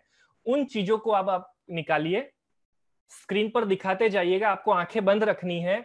उन 8-10 चीजों में से कोई भी चीज को आपको रैंडमली सिलेक्ट करिए और उस चीज को टच कर कर फील कर कर बताइए कि ये कौन सी चीज थी। ओके, आप रिप्लाई एक एक चीज को कर कर रिप्लाई करिएगा। वो जो भी चीज आपने चीजों का कलेक्शन कर कर रखा है ना, उससे थोड़ा सा आप साइड में रखिएगा ताकि बार बार आपको दिखे नहीं। और एक एक चीज को आप उसको रैंडमली उठाइए, आंखें बंद रखिए और फील कर कर बताइए कि ये क्या चीज है। आप ग्रेन्स के दाने भी इस्तेमाल कर सकते हैं इसके अंदर। आप मसालेदानी में से भी चुटकी लेकर कोई भी मसाला उठा सकते हैं और उसे टच कर कर आपको बताना है, टच कर कर फील कर कर आपको उसे बताना है कि ये कौन सी चीज है। यस, जवाब आने शुरू हो गए हैं। पेपर क्लिप, शार्पनर, पेंसिल, ये तो आप सारी मतलब सरल सरल चीजें पकड़ रहे हैं। चलिए कोई बात नहीं, शुरू। फिर सभी को जाना है मसालेदानी की ओर, क्योंकि पाउडर तो सारे ऑलमोस्ट सिमिलर ही होते हैं। और टच कर कर आपको उसके खुरदुरेपन पर से आइडेंटिफाई करना है कि ये हल्दी है या धनिया है या मिर्च पाउडर था। यस, रोटी, पिन, शार्पनर, चांदनी जी कह रही हैं। तरन जी ने 5 चीजों के नाम फटाफट लिख दिए हैं। रबर बैंड वगैरह था उनके पास। चांदनी जी ने पेन आइडेंटिफाई कर लिया है। इधर मनाली जी ने पैक कर लिया है। ईयरबड था स्नेहल जी के पास। देखिए फटाफट आप रिकॉग्नाइज कर रहे हैं आप सब। वेरी गुड, वेरी गुड तरीके से हो रही है। अब फटाफट मसालादानी पर आ जाइए। हम देखते हैं कि मसालादानी की चीजें आप कितना फास्ट आइडेंटिफाई कर सकती हैं। मसालादानी को आइडेंटिफाई करना थोड़ा सा डिफिकल्ट होगा। चलिए, अमी जी ने सबसे पहले हल्दी पाउडर को पहचान लिया। यस, राजेश जी और उनका फैमिली वाटर कलर लेकर बैठे थे, उन्होंने उससे पहचान लिया। अक्षिता जी ने गरम मसाला पहचाना। ये कैसे मुमकिन है कि गरम मसाला आइडेंटिफाई हो जाए टच करके? शायद हो सकता है कि टच करने के साथ उन्होंने स्मेल भी कर लिया होगा तभी आसानी से पहचान पाए। हर्षल जी ने यहाँ पर सॉल्ट टच कर कर पहचाना है। Great, very good. आपकी आंखें बंद है ना? मैं यहाँ पर तो देख पा रहा हूँ कि जूम पर सारे फ्रेंड्स आंखें बंद कर रहे हैं एक्टिविटीज को, पर फेसबुक पर मुझे नहीं पता चल पा रहा। सो प्लीज आप इतनी ईमानदारी रखिएगा कि प्रॉपरली इस एक्टिविटी को ट्राई करिए ताकि बच्चे को बहुत ये सारी चीजों के लिए एक पावरफुल इंस्टिंक्ट्स मिले उसके मन में। यस, अंकिता जी आपने राई पहचानी आंखें बंद कर। यस, वर्षा जी कह रही है कि all masalas are same in to touch. Yes, ज्यादा फर्क नहीं है। उनके खुरदुरेपन से, उनकी जो पिसाई है उसके आधार पर बहुत बारीक बारीक फर्क आपको देखने को मिलेगा। तो अगर आप आसानी से उसे टच कर कर नहीं पहचान सके तो फिर आप दूसरी सेंस का उपयोग करिए, या तो उसे टेस्ट कर कर पहचानिए और या फिर उसे स्मेल कर कर पहचानिए। ठीक है, तो आप इस तरह से इसमें एक वेरिएशन ला सकते हैं। Great, okay. तो कुल मिलाकर इस तरह के से हमने पांचों इंद्रियों की अलग अलग एक्टिविटीज को आज ट्राई किया, समझा। कैसा रहा आपका एक्सपीरियंस? मैं आपके रिप्लाई सुनना चाहूंगा। फटाफट आप अपने रिप्लाई लिखकर भेजिए। आरती जी ने भेजा है, वेरी गुड, अमेजिंग, बहुत मजा आया, बहुत अच्छा लगा, बहुत बढ़िया, वेरी गुड।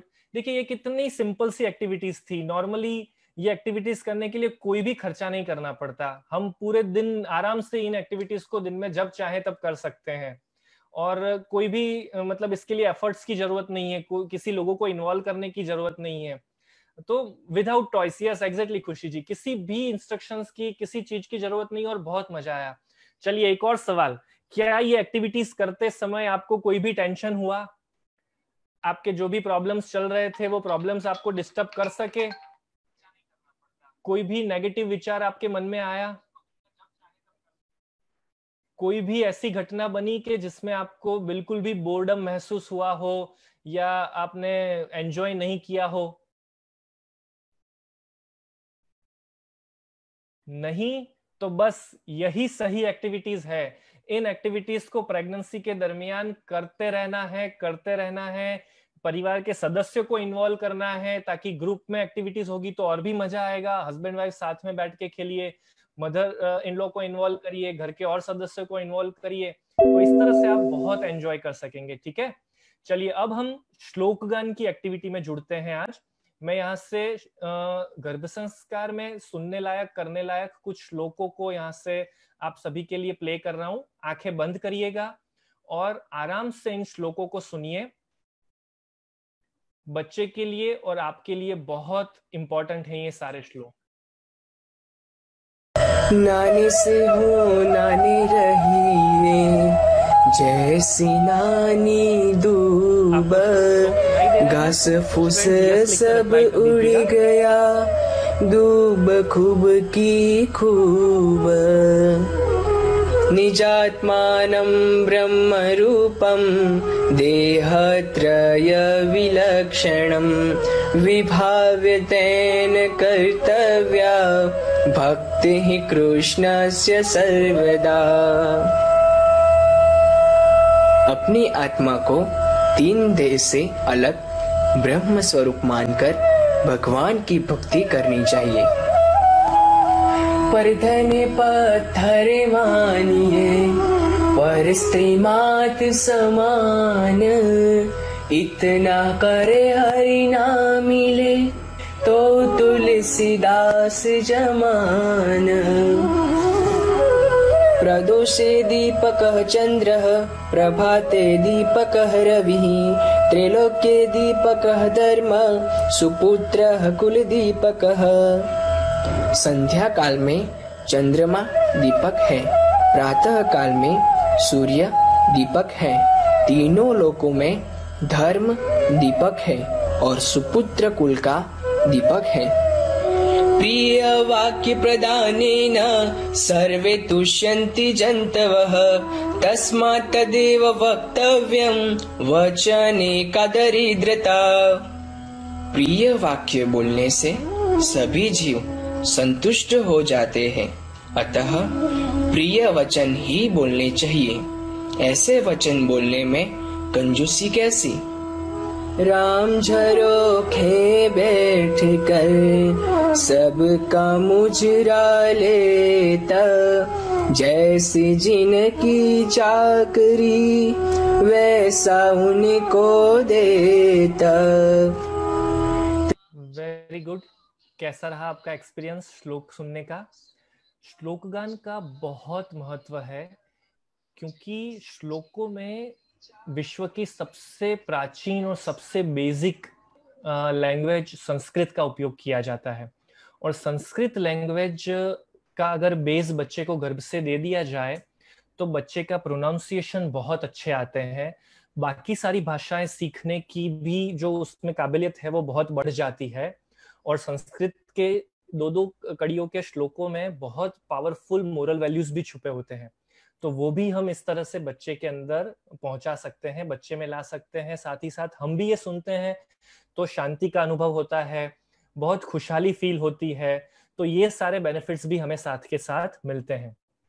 इसी के साथ हमने कोर्स में जितने भी श्लोक प्रोवाइड किए हैं वो सारे श्लोक अर्थ के साथ दिए हैं, पर जहां पर छंद दोहे वगैरह हमने दिए हैं वहां पर हम छंद दोहे के अर्थ नहीं देते। इसलिए नहीं देते कि जब आप छंद दोहे सुनते हैं तो वैसे तो वो छंद दोहे इतने आसान होते हैं समझने में कि जिस पर ज्यादा गौर नहीं करना पड़ता। और अगर थोड़ा सा सोचना भी पड़े तो ये भी एक इम्पॉर्टेंट एक्टिविटी है कि आप किसी चीज को पढ़ने के बाद उसका अर्थ समझने के लिए थोड़ा सा दिमाग दौड़ाएं। अगर आप नहीं समझ पा रहे तो किसी की हेल्प लीजिए, क्योंकि ये सारे गुण भी हमें बच्चे में डालने हैं, राइट। तो इस तरह से ये सारी एक्टिविटी हमें प्रेगनेंसी के दौरान करनी चाहिए। तो पिछले 3-4 दिनों से हमने गर्भ संवाद सुने, गर्भ प्रार्थना सुनी, उसी तरह से आज हमने गर्भ संस्कार में सुनने लायक कुछ श्लोकों को भी सुना। चलिए, ग्रेट। आगे बढ़ते हैं आज की एक्टिविटी में कल के विनर्स के अनाउंसमेंट के साथ। तो चलिए हम सब कॉन्ग्रेचुलेट करते हैं हमारे टॉप 5 विनर्स को आज के दिन के। माधुरी पाटिल जी मुंबई से, रिया जी गुजरात से, मनाली कोठारी जी बेंगलोर से, कृति पांडे जी दिल्ली से, अश्विनी जी कोलकाता से।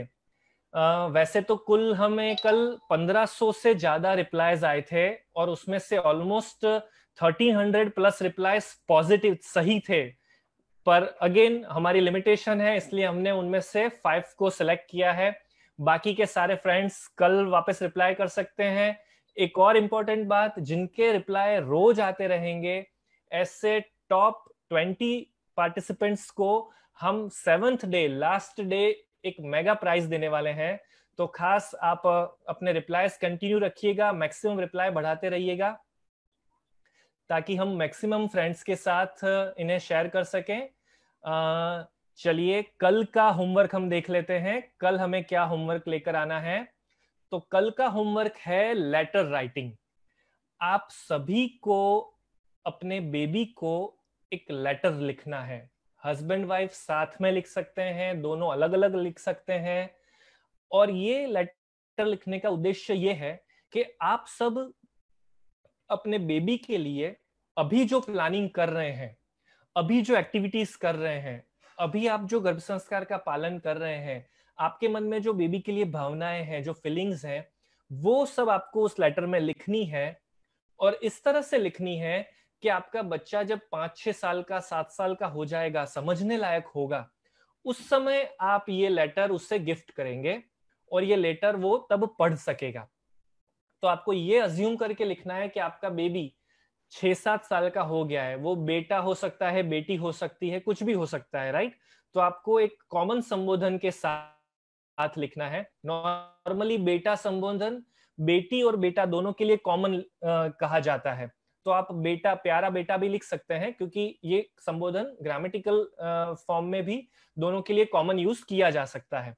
तो इस संबोधन के साथ आप लेटर लिख सकते हैं। आप उसे कुछ नाम से पुकारना चाहें तो वो भी कर सकते हैं, पर आपको एक प्यारा सा लेटर लिखना है। और वो लेटर इस भावना के साथ लिखना है कि 5-6 साल का, 7 साल का आपका बेबी होगा, तब वो उसे पढ़ेगा। और वो लेटर आपको हमें शेयर करना है। और साथ ही साथ आज का दूसरा होमवर्क है, गर्भ संस्कार गुरु एप्लीकेशन आपको अपने 5 फ्रेंड्स को सजेस्ट करनी है। एप्लीकेशन किस तरह से इंपॉर्टेंट है, गर्भ संस्कार की बात तो आपको उन्हें समझानी है। इस तरह से आपको ये 5 फ्रेंड्स को ये एप्लीकेशन डाउनलोड करवानी है, ताकि जिस तरह से हमने डिस्कस किया था पिछले दिनों में कि आप सब भी मैजेस्टिक गर्भ संस्कार के परिवार का हिस्सा हैं। गर्भ संस्कार की बात हर घर तक पहुंचाने की हमारी मुहिम के आप भी एक पावरफुल सदस्य हैं। तो ये काम आपको आज करना है। और इसका सबसे बड़ा फायदा क्या होगा कि वो लोग आपको प्रश्न करेंगे कि क्या है गर्भ संस्कार। तो हमने जो पिछले 4 दिनों में सीखा है ना, उसका रिवीजन करने का आपको मौका मिल जाएगा, क्योंकि अभी तो सारी बातें फ्रेश है। आप वापस रिवीजन करेंगे उनको समझाने के लिए, तो आपको और पक्का हो जाएगा। तो ये 2 टास्क हमको करने हैं। और कल के लिए हमें क्या क्या लेकर आना है, कल हम क्या सीखने वाले हैं, वो अब डिस्कस करते हैं। तो गर्भ संस्कार का 9 महीनों के दौरान कैसे पालन किया जाए, पुंसवन संस्कार और श्रीमंतोन्नयन संस्कार की क्या अहमियत है, वो क्या है, वो सारी डिस्कशन करेंगे। सभी एक्टिविटीज को हम डिटेल में समझेंगे। और कल के लिए हमें नोट पेन साथ में रखनी है, न्यूज़पेपर साथ में रखने हैं 1-2 पीस, अगर आसानी से अवेलेबल हो तो घर में। और एक क्विज के लिए प्रिपेयर होना है। कल हम एक्टिविटी के फॉर्म में गर्भ संस्कार की क्विज खेलने वाले हैं। और ये क्विज के रिलेटेड सारे सवाल हम आपको गर्भ संस्कार गुरु ऐप में से पूछेंगे, राइट। तो गर्भ संस्कार गुरु ऐप का जो बेसिक वर्जन है, नॉर्मल लॉगिन करने के बाद जो आपको फ्री एप्लीकेशन में मिलता है, गर्भ संस्कार के ऑलमोस्ट 24 अलग अलग सेगमेंट्स हमने उसमें समझाए हुए हैं। पोस्टर्स हैं, बेबी इमेजेस हैं, गर्भ संस्कार क्या है उसकी डिटेल है, 9 महीने की पूरी क्रियाएं क्या क्या होती है, ये सारी डिटेल्स है। उस सेगमेंट में से कल हम आपके संग एक क्विज खेलने वाले हैं। अलग अलग सवाल पूछेंगे, आपको उनके जवाब देने हैं। तो आप रेडी हो जाइएगा। आज के दिन में आपको एप्लीकेशन का प्रॉपर अभ्यास करना है, एक एक सेगमेंट अच्छी तरीके से पढ़ लेना है, ठीक है। कुछ सेगमेंट हमने जानबूझकर खाली कर दिए हैं अभी एप्लीकेशन में से। तो हो सकता है कि सवाल में ये पूछा जाए कि एप्लीकेशन का कौन सा सेगमेंट खाली है जिसमें अभी कुछ कंटेंट नहीं था। तो देखा जाएगा कि आपने कितना ध्यान से उस एप्लीकेशन को पढ़ा है, समझा है, वो पता चल सके। एप्लीकेशन का नाम है गर्भ संस्कार गुरु। जो फ्रेंड्स आज पहली बार सेशन में जुड़ रहे हैं, उनके लिए हम एप्लीकेशन का नाम, एप्लीकेशन की लिंक, सब कुछ वापस रिपीट कर रहे हैं। साथ ही साथ हम हमारा व्हाट्सएप जो ग्रुप है उसकी भी डिटेल शेयर कर रहे हैं, तो जो फ्रेंड्स व्हाट्सएप में नहीं जुड़े हुए वो जुड़ सकें। एप्लीकेशन एंड्रॉइड और साथ ही साथ एप्पल प्लेटफॉर्म दोनों पर अवेलेबल है। हिंदी, इंग्लिश, गुजराती तीनों भाषा में अवेलेबल है। कल हम जो सवाल पूछेंगे वो हिंदी भाषा में पूछेंगे, तो आप किसी भी भाषा में एप्लीकेशन का उपयोग कर सकते हैं। आप जवाब हिंदी में दीजिएगा कल। और आप रिप्लाई अगर इंग्लिश में करेंगे तो अभी कोई परेशानी नहीं है, पर क्वेश्चंस हमारी तरफ से हिंदी में पूछे जाएंगे। और लेटर की भी लैंग्वेज में कोई बाध नहीं है। आप तमिल, तेलुगु, कन्नड़, मलयालम, संस्कृत, चाइनीज, पोर्टुगीज, किसी भी भाषा में आप लेटर लिख सकते हैं। बस याद रखिएगा कि वो लैंग्वेज आपको बच्चे को सिखानी पड़ेगी 6 साल के अंदर अंदर, क्योंकि बच्चे को जब वो लेटर पढ़ना है तब उससे वो लैंग्वेज आनी चाहिए। व्हाट्सएप ग्रुप में ज्वाइन होने के लिए हमने ऑलरेडी लिंक तो शेयर कर रखी है, या फिर आप हमारे व्हाट्सएप नंबर के ऊपर आपका नाम, सिटी और आप वेबिनार पार्टिसिपेंट हैं वो आप लिखकर भेजिएगा, तो हम आपको ग्रुप में ऐड कर लेंगे। ठीक है, तो इसी के साथ आज के सेशन को भी हम समअप करते हैं। हम आपके फीडबैक्स, आपके रिप्लाई जानना चाहते हैं कि आज का सेशन आपको कैसा लगा। आपके मन में अगर कोई सवाल है तो आप वो सवाल भी पूछ लीजिए, ताकि कल के सेशन में हम उन सवालों के भी जवाब दे सकें।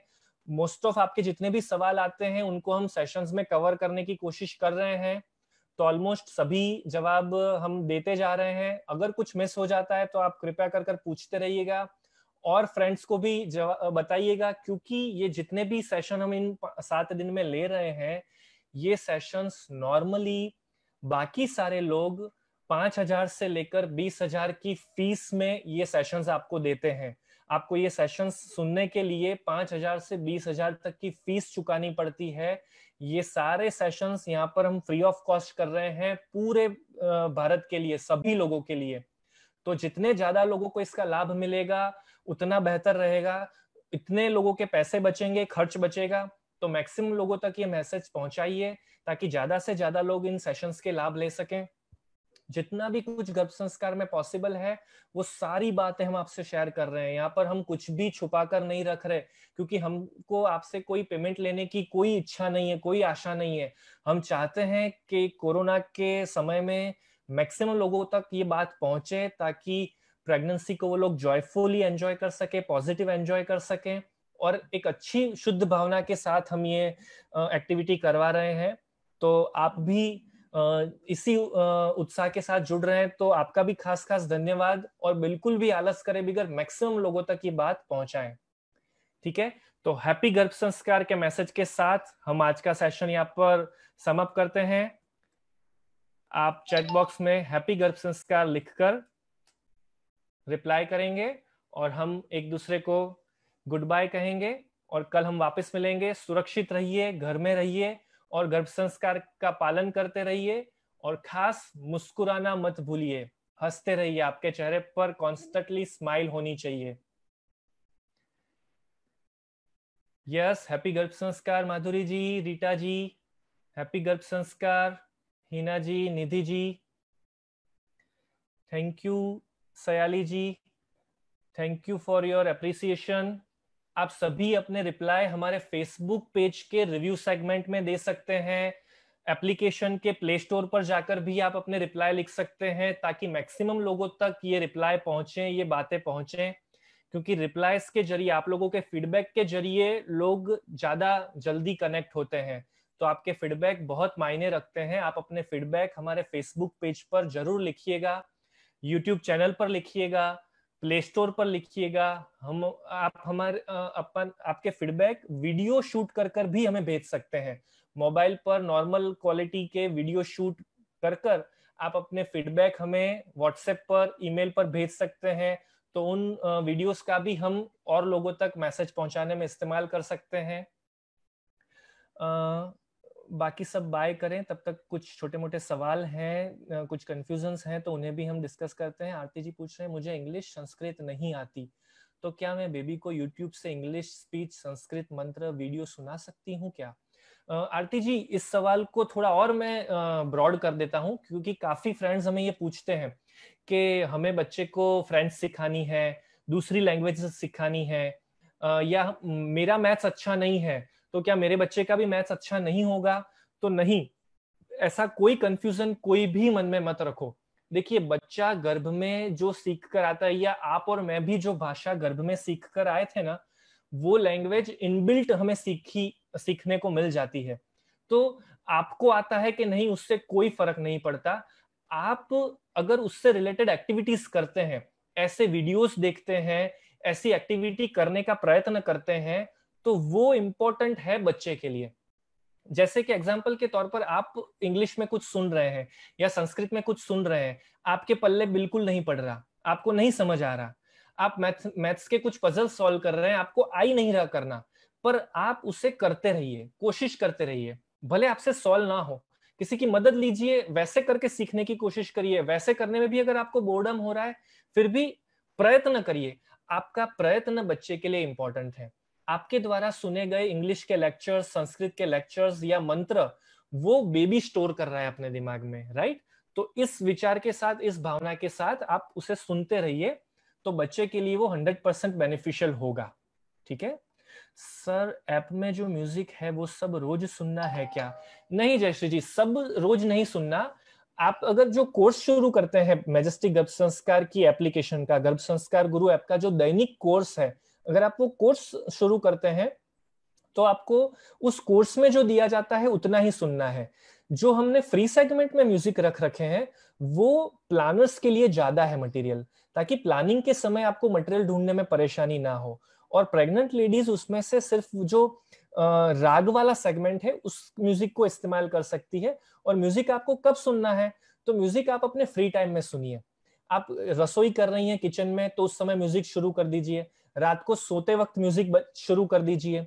तो ऐसे फ्री टाइम में आप म्यूजिक शुरू कर सकते हैं, ताकि म्यूजिक आपको नेगेटिव विचारों से रोकेगा। ठीक है, अगर आपको कोर्स का सब्सक्रिप्शन करना है तो आप हमारी हेल्पलाइन नंबर पर कांटेक्ट कर सकते हैं। एप्लीकेशन के अंदर भी सब्सक्रिप्शन की फैसिलिटी है।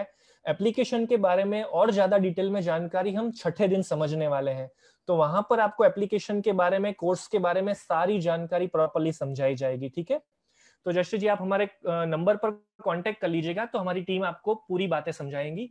वर्षा जी, प्लानर्स के लिए भी यही ऐप है। इस एप्लीकेशन का किस तरह से इस्तेमाल करना है वो हम छठे दिन समझने वाले हैं। फिर भी अगर आप और कुछ जानकारी लेना चाहें तो आप हमारे एक्सपर्ट से हमारे हेल्पलाइन नंबर पर बात करिएगा, तो वो आपको डिटेल में समझाएंगे। अमीश साक्षी जी पूछ रही हैं, प्लीज आंसर, मैं टमी के पास स्पीकर रखकर बेबी को लैंग्वेज सुना सकती हूँ क्या? हाँ, आप स्पीकर को बिल्कुल टमी के पास मत रखिए। बच्चा नॉर्मल टोन में वॉइस सुन पाता है, तो आप नॉर्मली आप सुन सके उतना दूर रखिए। ठीक है, तो उतना दूर रखकर भी अगर आप उसे सुनेंगी तो बेबी के पास भी वो वॉइस पहुंचेगी। सो डोंट वरी, आपको बिल्कुल टमी के पास लाने की जरूरत नहीं है। वो नॉर्मली फोटोग्राफ जब खींचने होते हैं ना, तब ये किया जाता है कि स्पीकर को बिल्कुल पेट के पास ला दिया जाता है। वो फोटोग्राफी के लिए अच्छा है, प्रैक्टिकल करने की रिक्वायरमेंट नहीं है। उससे बिल्कुल शरीर से आप 1-2 मीटर दूर रखकर भी सुनिए, कोई परेशानी नहीं है, बच्चे के पास वॉइस पहुंचेगी। यस, और कोई सवाल? Thank you Sayali ji, thank you Mittal ji, आप सभी के रिस्पॉन्सेस, फीडबैक हमें मिल रहे हैं। और काफी सारे फ्रेंड्स ने फेसबुक पेज पर भी रिव्यूज देना शुरू कर दिया है, उसके लिए भी आप सभी का बहुत बहुत धन्यवाद। चलिए, तो हैप्पी गर्भ संस्कार, और आप सभी के लिए ढेर सारी प्रार्थनाओं के साथ आज के सेशन को हम समाप्त करते हैं। कल फिर मिलेंगे 3 बजे शार्प। हैप्पी गर्भ संस्कार।